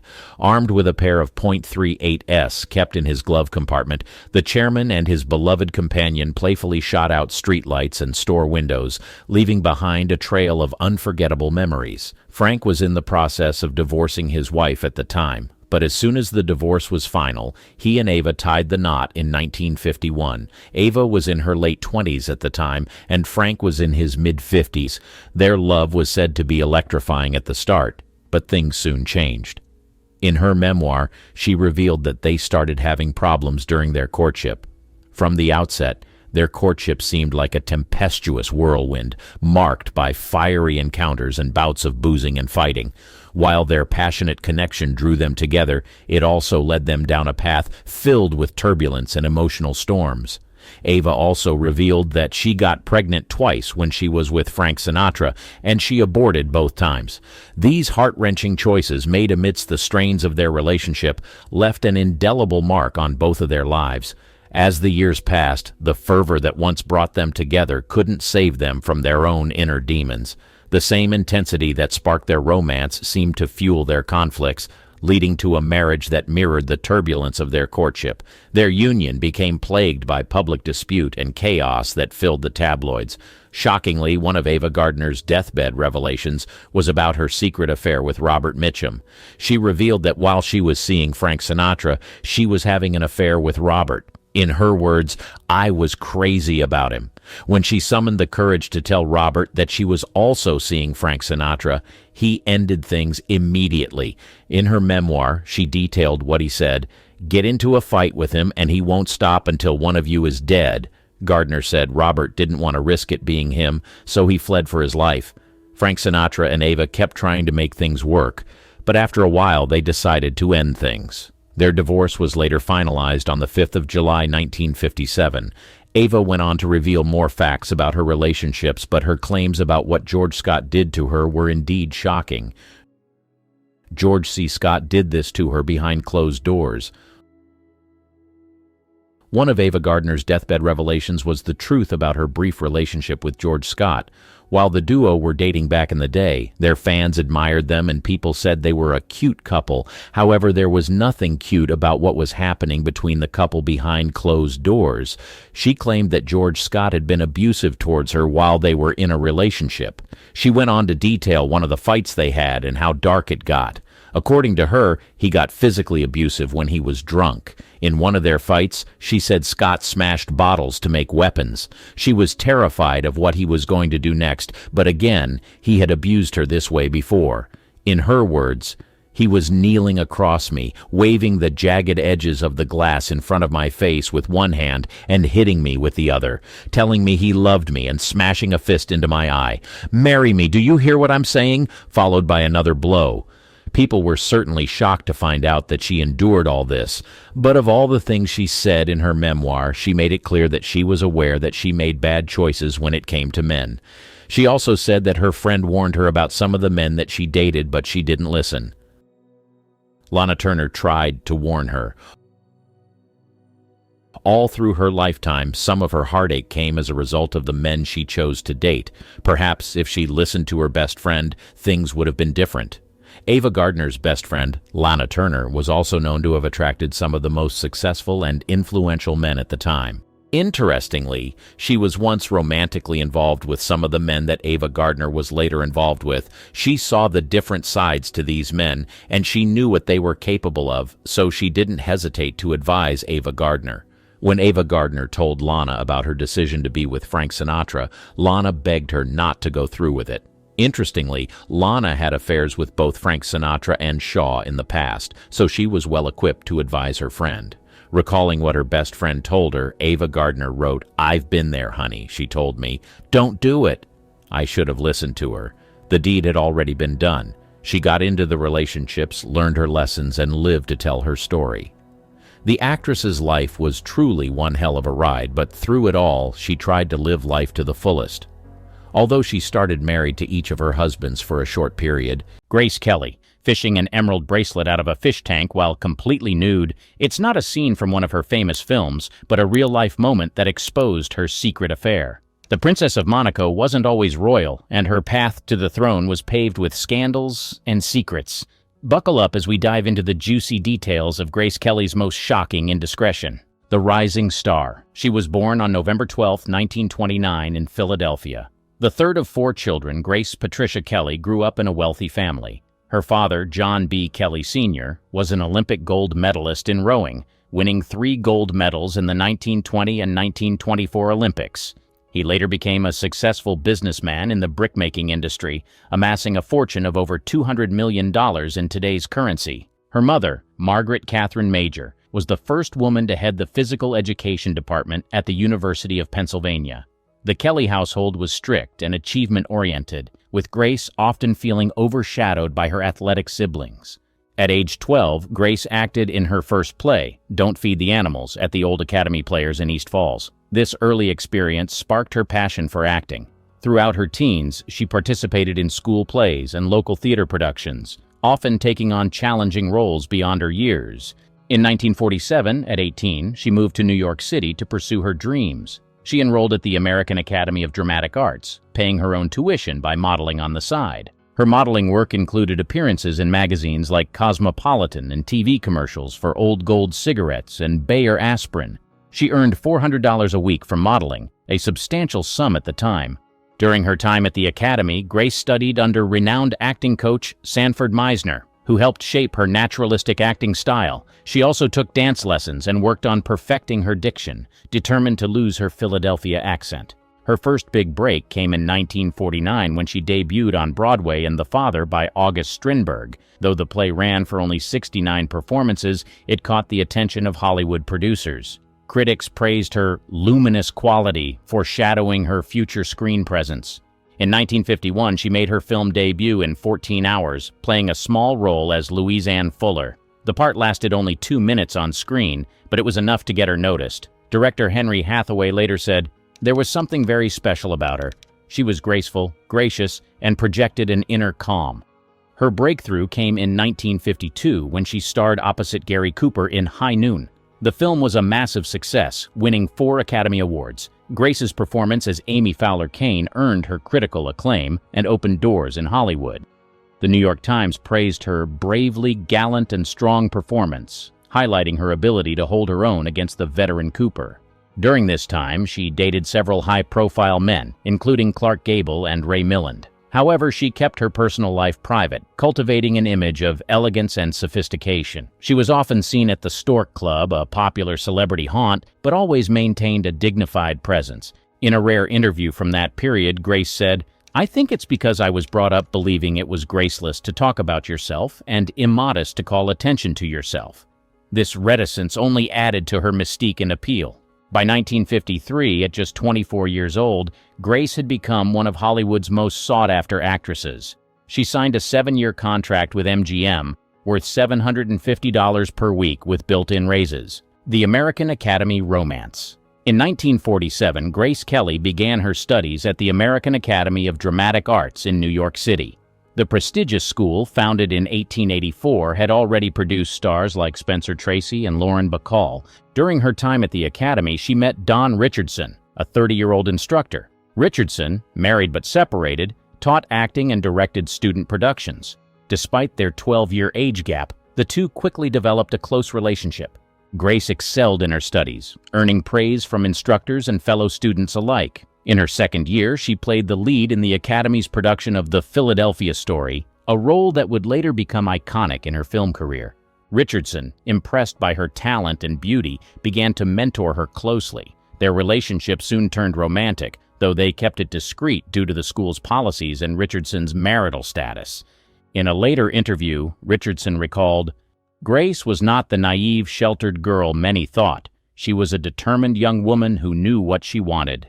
Her time at the Academy was marked by hard work and ambition. She took on various jobs to support herself, including modeling for the Walter Thornton Agency and working as a photographer's assistant."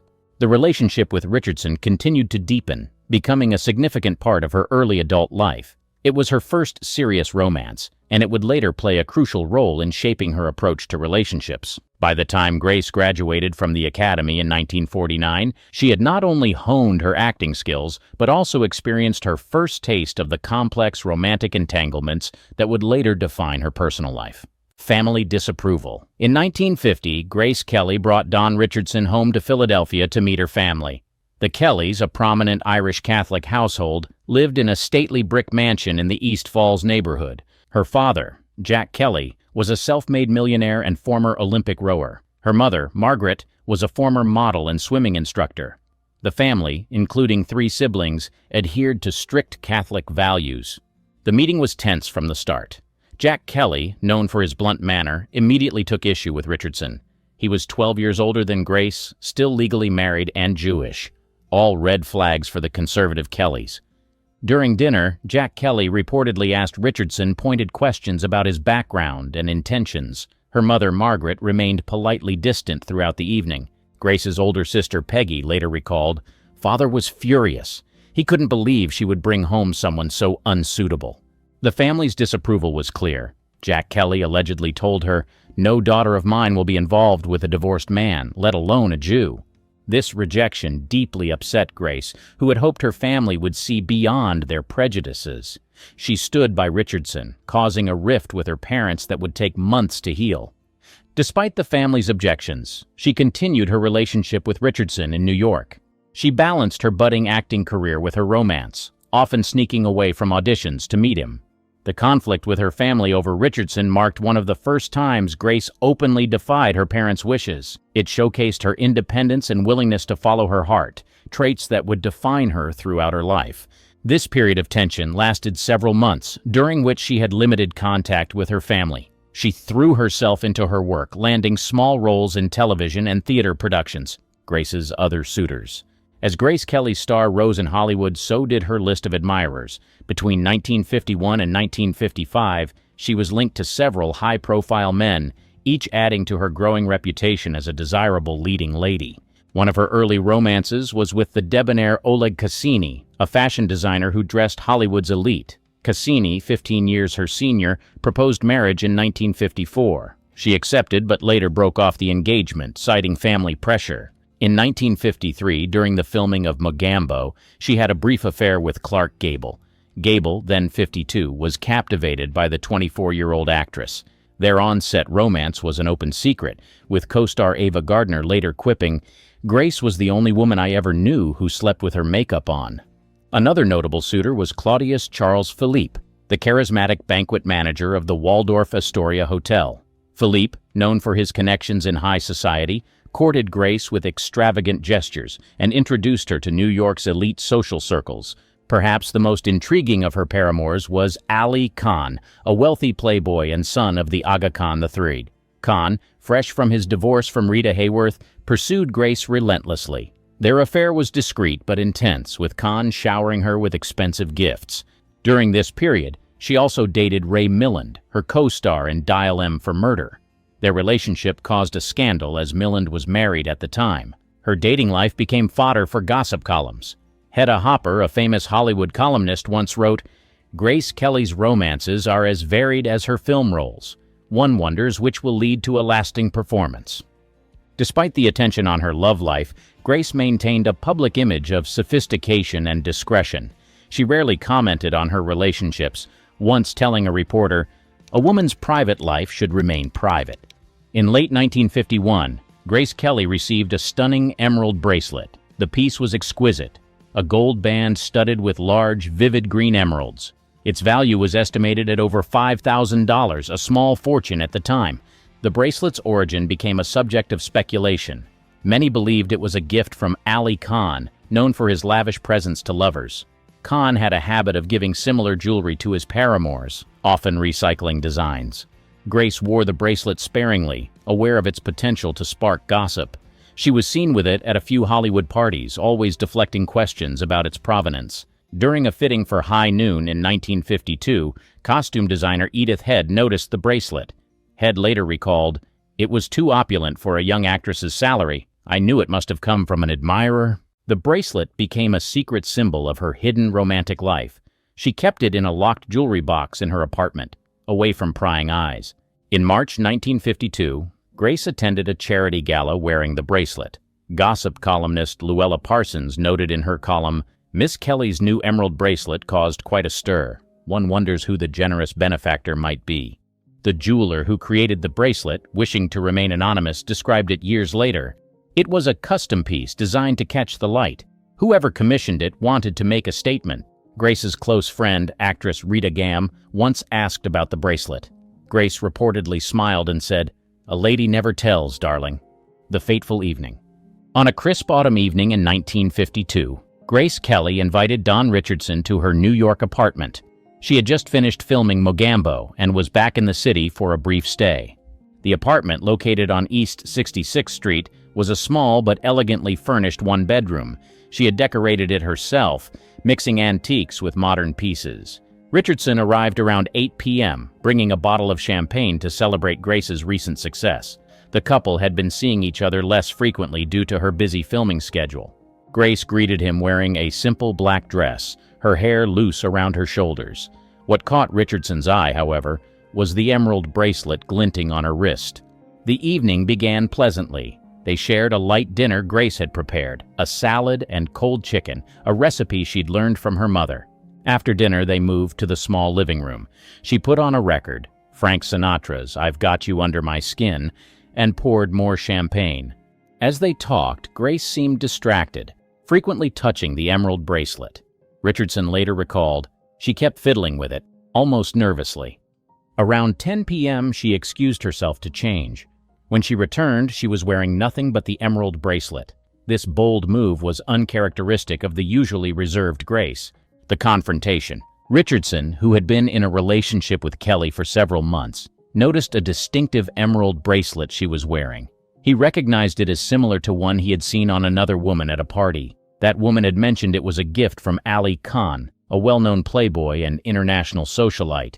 When Richardson questioned Kelly about the bracelet's origin, she was unable to provide a satisfactory explanation.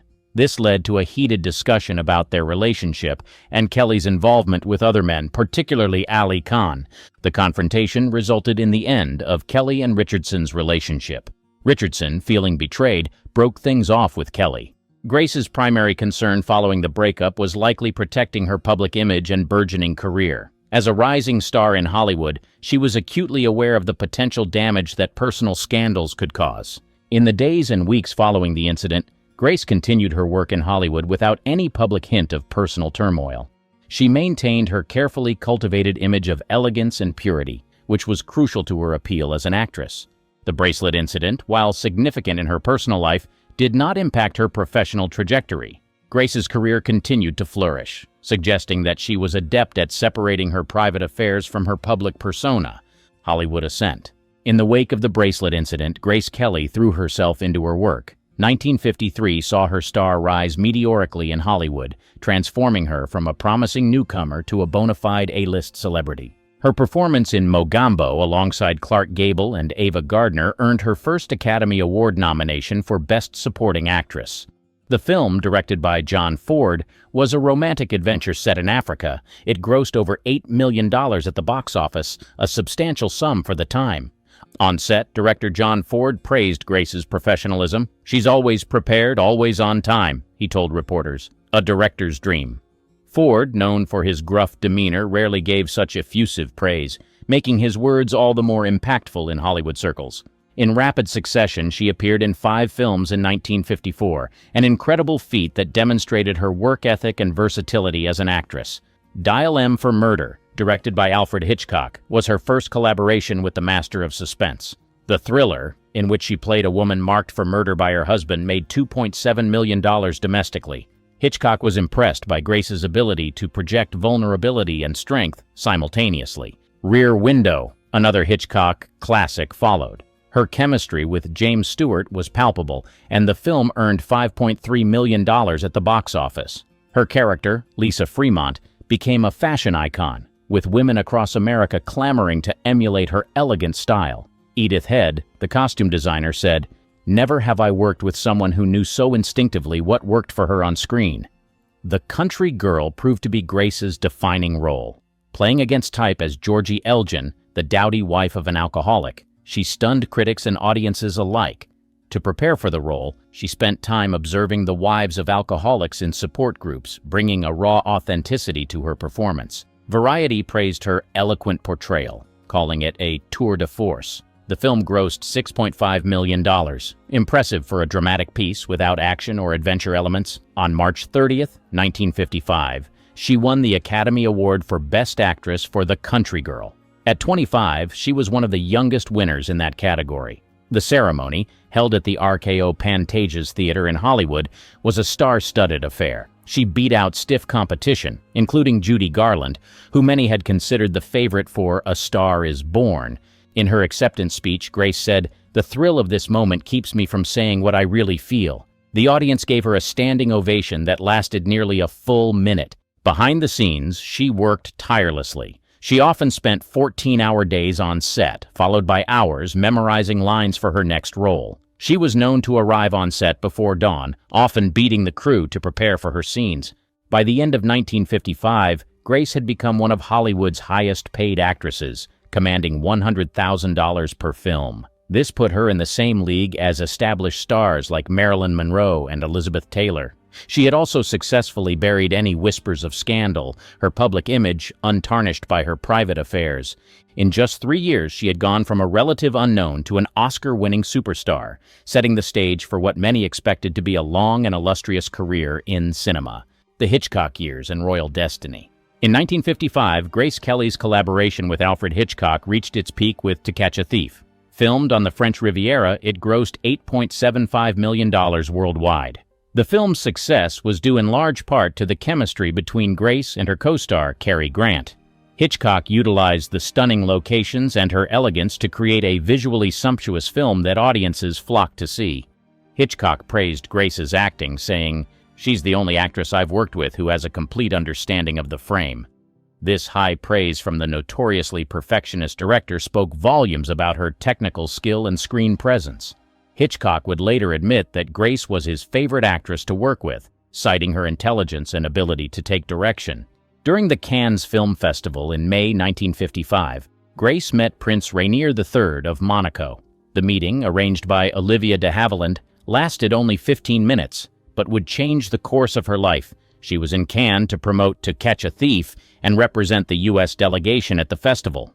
The brief encounter with Rainier was initially seen as nothing more than a photo opportunity. In December, Rainier visited the U.S. on a tour to bolster American support for his small principality. He reconnected with Grace in Philadelphia, where he was a guest at the Kelly family home. After just 3 days, Rainier proposed to her with a Cartier engagement ring featuring a 10.47-carat emerald-cut diamond. The whirlwind romance caught the public's imagination, with newspapers dubbing it a real-life fairy tale. MGM, seeing a publicity opportunity, agreed to pay the $2 million dowry demanded by Monaco. They also negotiated to film the wedding, resulting in the documentary The Wedding in Monaco. This savvy move by the studio turned what could have been a loss, Grace leaving acting, into a publicity coup. Her last film, High Society, wrapped in January 1956. A musical remake of The Philadelphia Story, it co-starred Bing Crosby and Frank Sinatra. The film would gross $13 million, becoming her highest-grossing picture. It was a bittersweet experience for her, knowing it would be her final Hollywood role. On April 18, 1956, Grace Kelly married Prince Rainier in a lavish ceremony watched by an estimated 30 million television viewers. The event was dubbed the Wedding of the Century by the press. Monaco declared a national holiday, and the celebration lasted for 2 days. The wedding required 2 ceremonies, a civil ceremony on April 18th and a religious one on April 19th. Grace's wedding dress, designed by Helen Rose of MGM, used 25 yards of silk taffeta and 100 yards of silk net. The dress took 30 seamstresses 6 weeks to complete and has since inspired countless bridal gowns, including that of Kate Middleton. After the wedding, Grace retired from acting at age 26. She had made only 11 films in her 7-year career, but her impact on cinema was undeniable. Her decision to leave Hollywood at the height of her fame was shocking to many, with some predicting she would eventually return to acting. In her final press conference as an actress, she stated, "I'm not leaving Hollywood. I'm simply going to a new kind of acting." This cryptic statement left the door open for speculation about her future involvement in the arts. As Princess of Monaco, she focused on charity work and cultural initiatives. She established the Princess Grace Foundation to support local artisans and artists. Grace also worked to modernize Monaco's constitution and economy, helping to transform the principality from a sleepy tax haven to a modern state.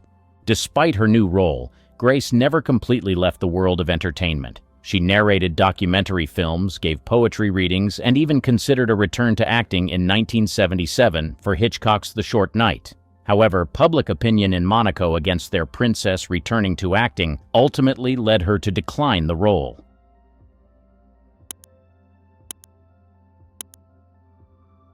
They told her she wasn't pretty enough, soft enough, or ordinary enough for Hollywood. Anjelica Huston proved them all wrong, and in doing so, changed the game forever. The Hollywood mold before Huston. Before Anjelica Huston left her mark, Hollywood's leading ladies fit into a tightly controlled image. Studios set strict standards for femininity.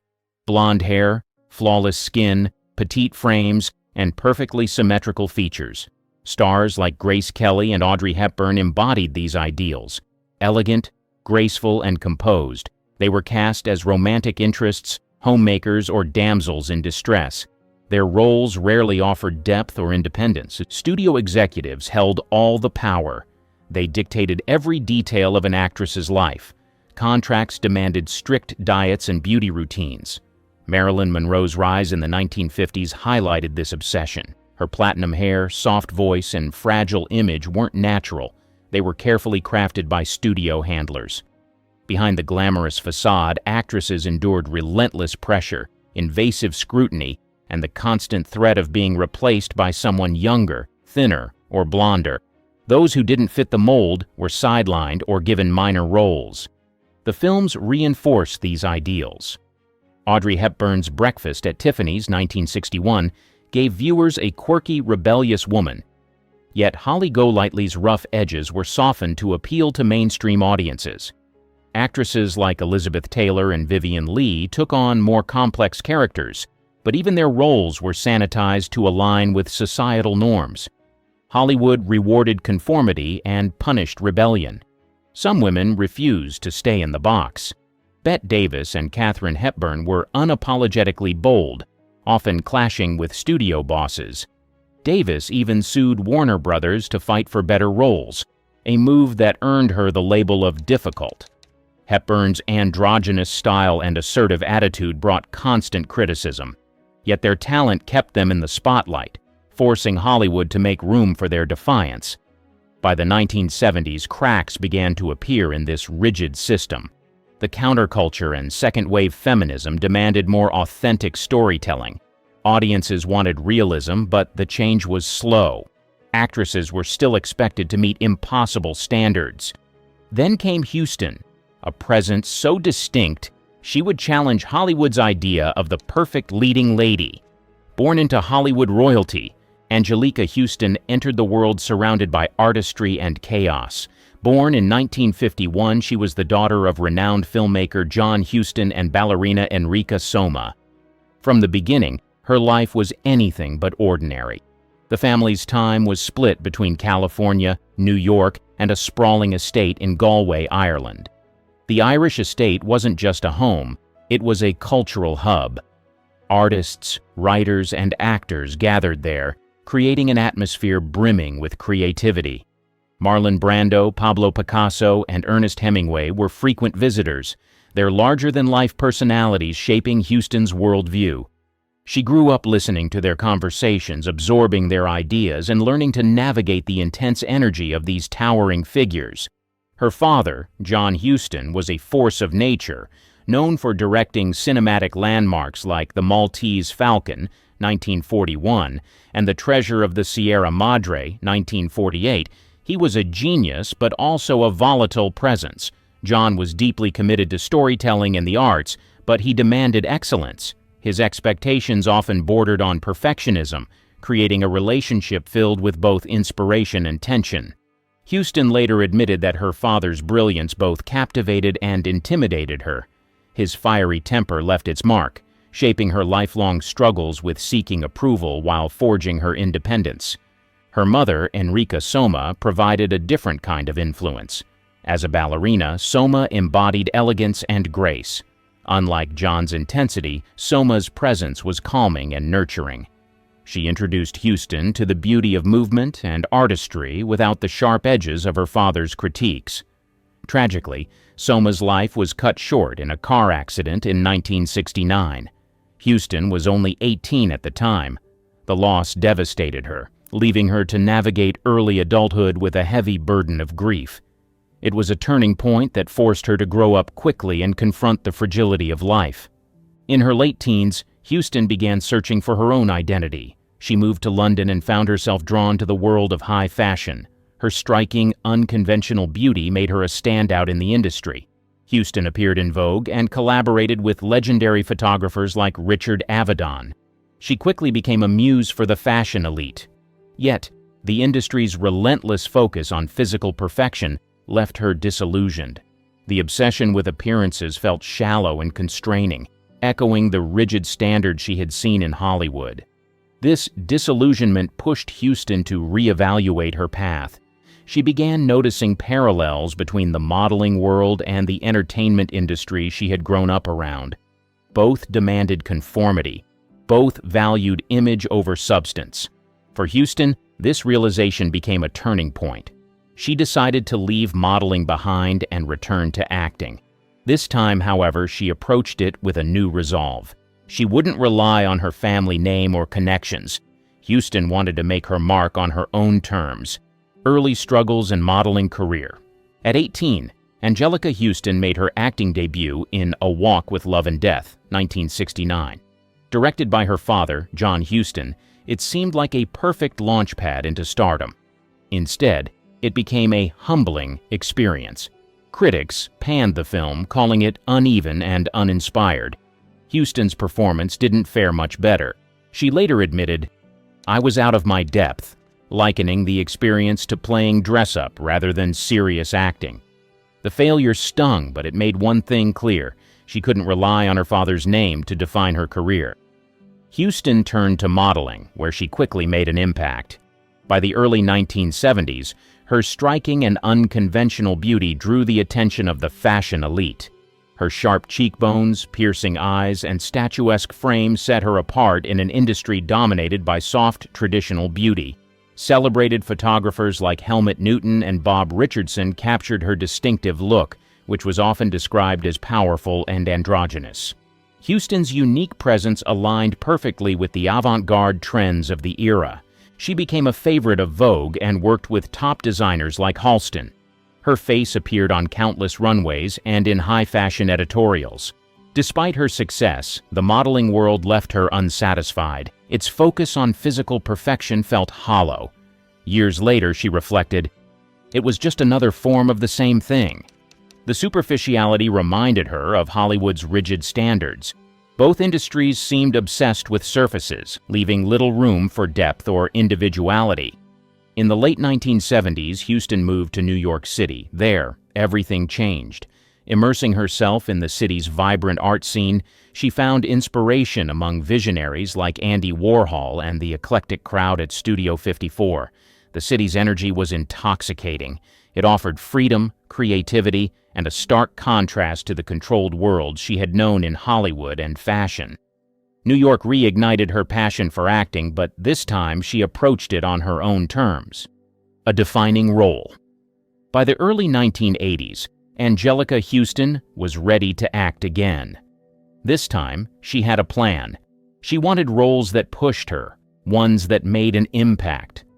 Her comeback began with a supporting part in The Postman Always Rings Twice, 1981. The film, a remake of the classic noir, starred Jack Nicholson and Jessica Lange. Huston played Madge, a fiercely independent woman. The role was small, but Huston made it unforgettable. Madge wasn't meant to be a standout character. Huston changed that. She gave the role depth and defiance. Critics took notice. They called her performance raw and unfiltered. Even among the bigger stars, Huston's intensity stood out. She didn't fit Hollywood's polished image of leading ladies. Instead, she brought an edge, something authentic and real. Her on-screen energy mirrored her off-screen persona. She didn't charm her way into the spotlight, she commanded it. This film also marked a turning point in Huston's personal life. She and Jack Nicholson had met before, but during The Postman Always Rings Twice, their connection grew. They began a romance that quickly became the talk of Hollywood. Their chemistry was undeniable, but their relationship was anything but smooth. It was fiery, unpredictable, and often dramatic.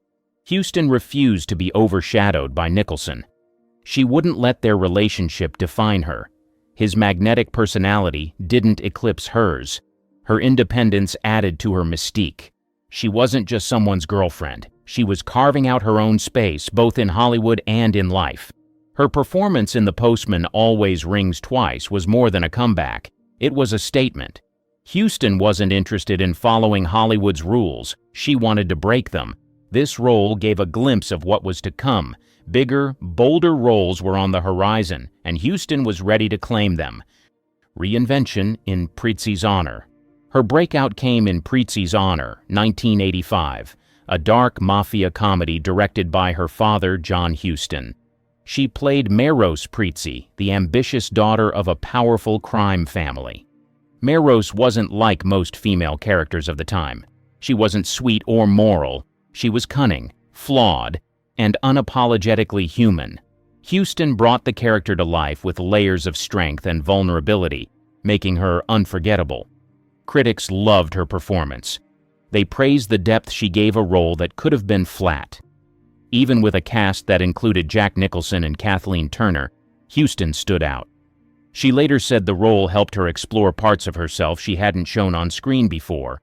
It was a turning point. Her work didn't just earn praise, it made history. Huston won the Academy Award for Best Supporting Actress, becoming the first in her famous family to take home an Oscar. The win was a triumph, but it was also complicated. Huston admitted it felt like a double-edged sword. While the award validated her talent, it also tied her even more closely to her father's legacy. What made her role as Meros so groundbreaking wasn't just how well she played it, it was what the character stood for. Meros broke the mold of a typical leading lady. She wasn't polished or morally righteous. She was manipulative, calculating, and deeply flawed. But she was also captivating. Audiences connected with her because she felt real. The Oscar win didn't just solidify Huston's place in Hollywood. It marked her transformation into a force of her own. She wasn't just John Huston's daughter or Jack Nicholson's partner anymore. The Gothic leading lady In 1991, Anjelica Huston took on a role that would redefine her career, Morticia Addams in The Addams Family. Morticia wasn't your typical leading lady. She was dark, mysterious, and unapologetically unique. For Huston, it was a perfect match. Her striking looks and natural presence made her the ideal choice. Morticia was a character who embraced her quirks, and Huston brought her to life in a way that felt authentic and iconic. Playing Morticia wasn't just about acting. Huston underwent a dramatic physical transformation. Heavy prosthetics helped create Morticia's eerie, flawless appearance. Tape was used to lift her eyes, and exaggerated cheekbones gave her a sculptural, almost otherworldly look. Huston described the process as exhausting but rewarding. "It was like wearing a mask," she said. Yet instead of hiding behind the makeup, she used it to enhance Morticia's personality. Her portrayal of Morticia was nuanced and layered. Huston combined deadpan humor with warmth and sensuality.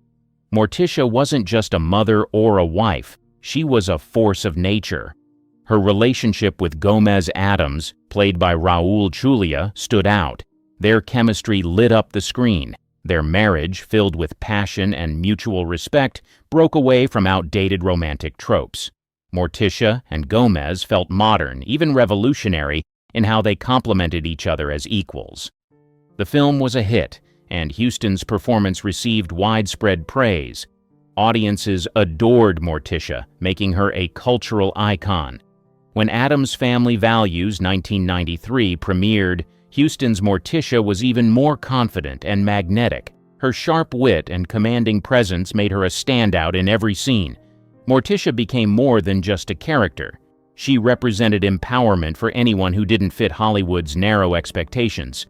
Off-screen persona and public perception. Her life off-screen was as complex as her characters on screen.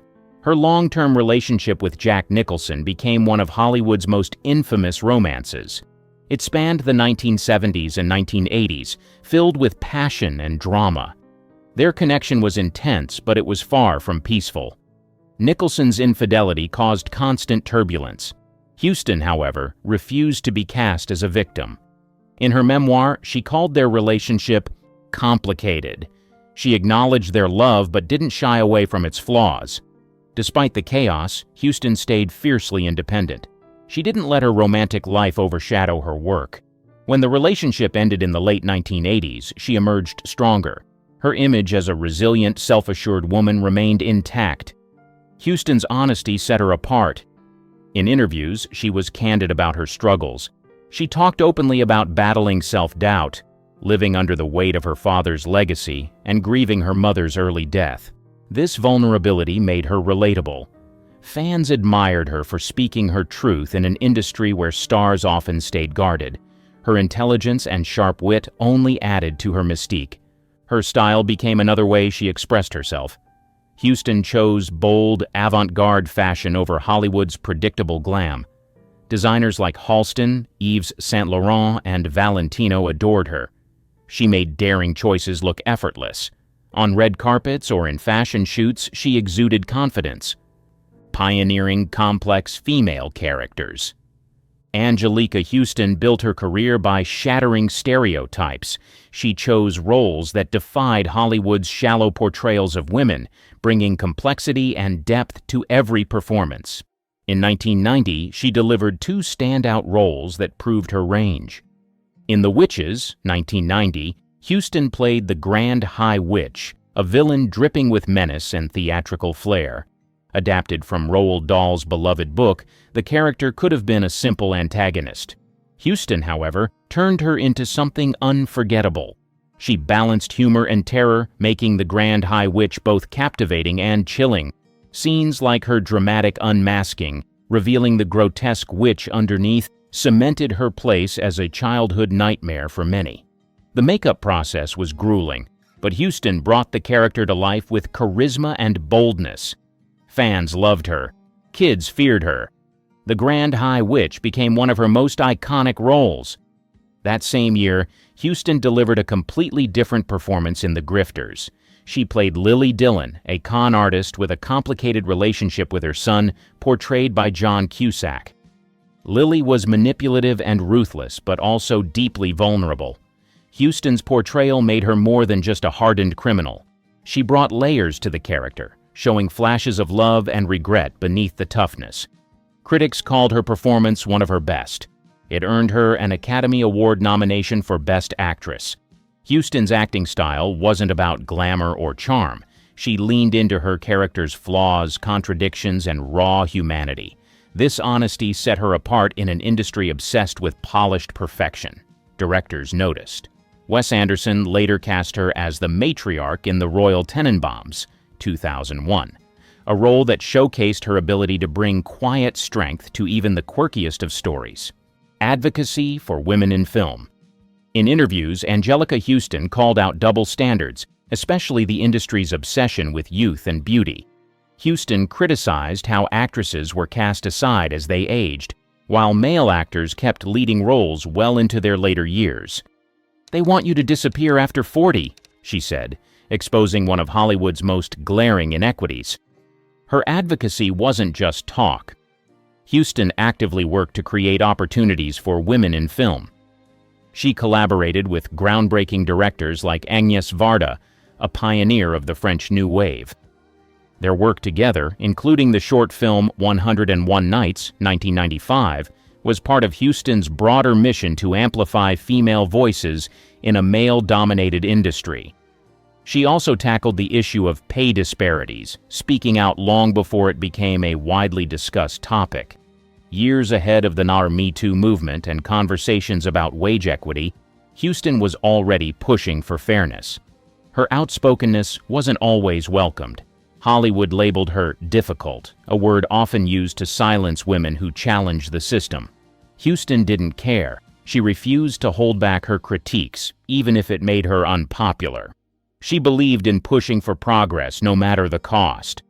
Huston's courage inspired younger actresses to stand up for themselves. Stars like Tilda Swinton and Frances McDormand, known for breaking beauty standards and embracing unconventional roles, followed paths Huston helped pave. Huston's nonconformity. In Ever After, 1998, Anjelica Huston played Baroness Rodmilla de Ghent, the wicked stepmother. The role could have been flatly evil or cartoonish, but Huston added depth. She made Rodmilla cruel, yet human.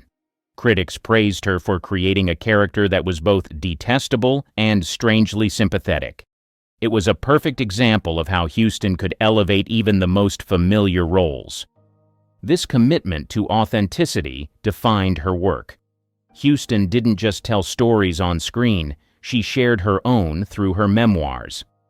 A Story Lately Told, 2013, and Watch Me, 2014, offered raw, unfiltered glimpses into her life. She wrote about growing up in a bohemian Hollywood family, navigating fame, and battling self-doubt.